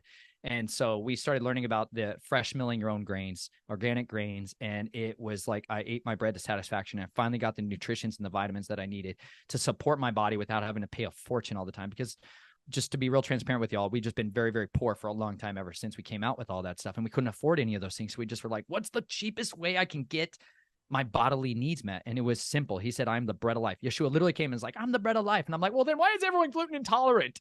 Why are we all so sick from bread? I'm like, dang it. Everyone is by design, because Satan literally asked to sift Peter like wheat, and they sifted out the bran and the germ. The devil loves to sift out the bran and the germ. That's why when you go to the store, you buy dead bread and you feel like garbage after you eat it. It's because it's dead. But if you fresh mill the grain at home for pennies, you can literally have the bread. You can eat your bread to satisfaction, like you're promised in the scriptures. He said that you will eat it and you'll be satisfied. And it was one of the best things that ever happened, because so we are really passionate about making sure that everybody has access to fresh milled flour, that you can have fresh living bread every single day, and it will help your body heal. You'll be able to do your bodily functions will be able to take place and help you get that restoration, that cleansing, the detoxification, so that you can get your energy back. Because so much of why people are so unwilling to weigh into this battle is because they're fat, sick, and nearly dead. Even if they're not bodily fat, inside they're full of death, they're full of toxins, and they can't think, they can't eat, they can't comprehend things.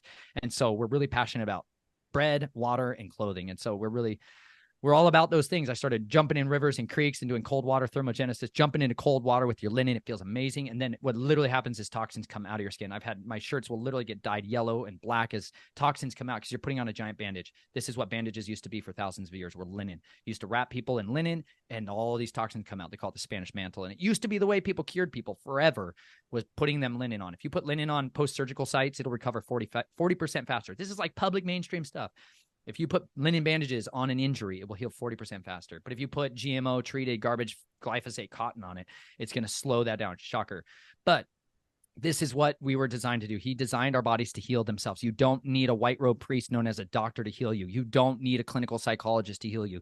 You need the living word. You need his Ruach HaKodesh, his set apart spirit, his Holy Spirit.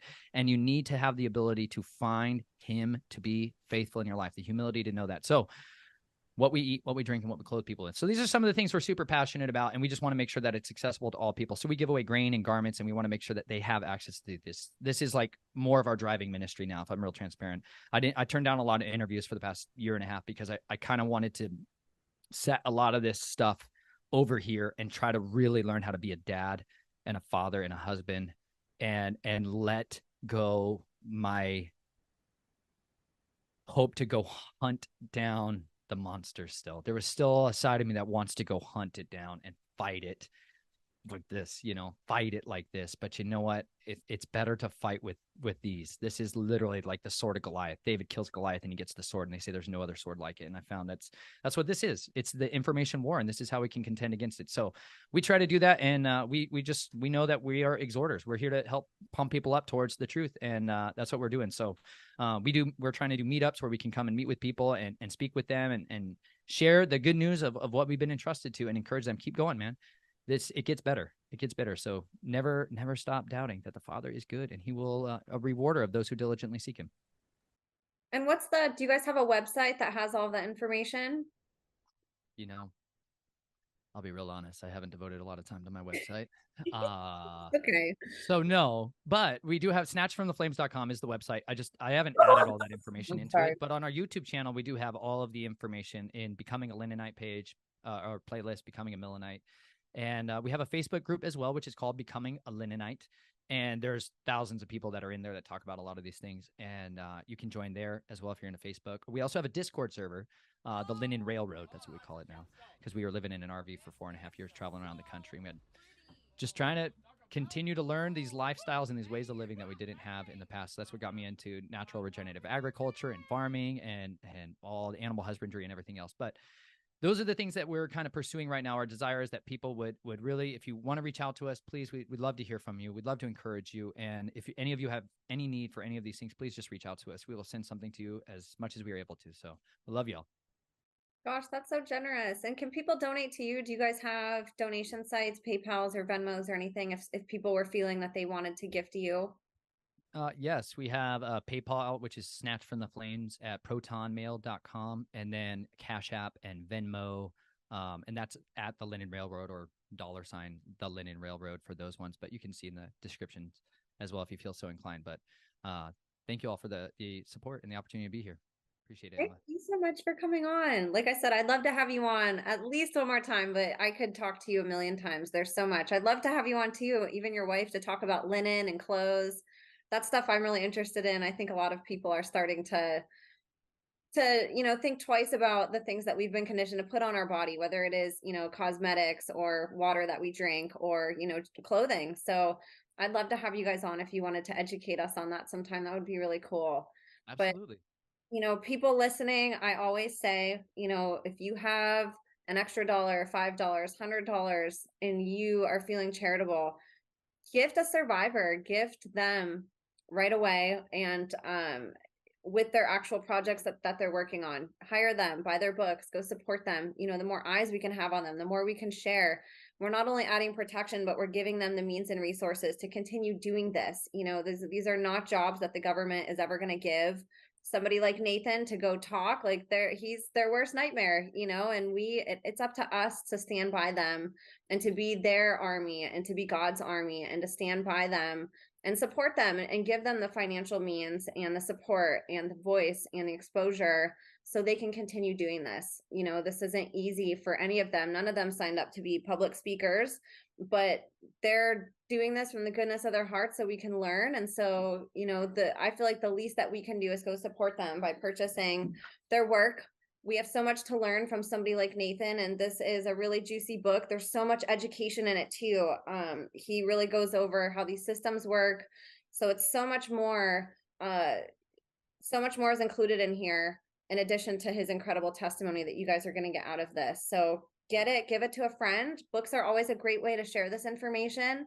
I know a lot of you on the other side don't always feel comfortable maybe speaking about this. Maybe you don't feel like you're credentialed enough or that you know enough about it or that you're going to trip over your words. Well, we have books for that now. Now you can gift somebody this and say, I don't know how to explain what I want to you, but here's an awesome author who went through it that you can learn from. So it's also a really good way that we can pass the torch on to somebody else. After we learn, we can go ahead and pass the torch on to the next person, and hopefully that cycle continues until everybody in the world knows about this stuff. We need to blow the top off of this. We need to really stand by the whistleblowers and the survivors and the people speaking out, because this isn't information that is ever going to be expressed in a mainstream fashion. We have to make that. It's our responsibility. Like Nathan said, if we choose to look away, we're the cowards. We're the ones that are responsible for this continuing. We need to be the ones that draw the line in the sand right now and say it stops with us.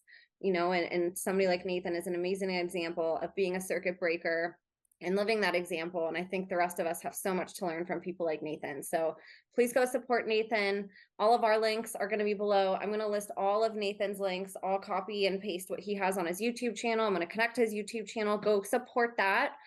Again, the more eyes we have, if people do go on Nathan's page, I want them to see hundreds of thousands and millions of followers and comments, and for them to be shaken in their skin that Nathan's out there speaking, and that takes a group effort to do that. We need to have more eyes on Nathan and his family. So even just clicking subscribe on a YouTube channel can be really big for somebody who's going through something and who has gone through something so difficult. So please go support you guys.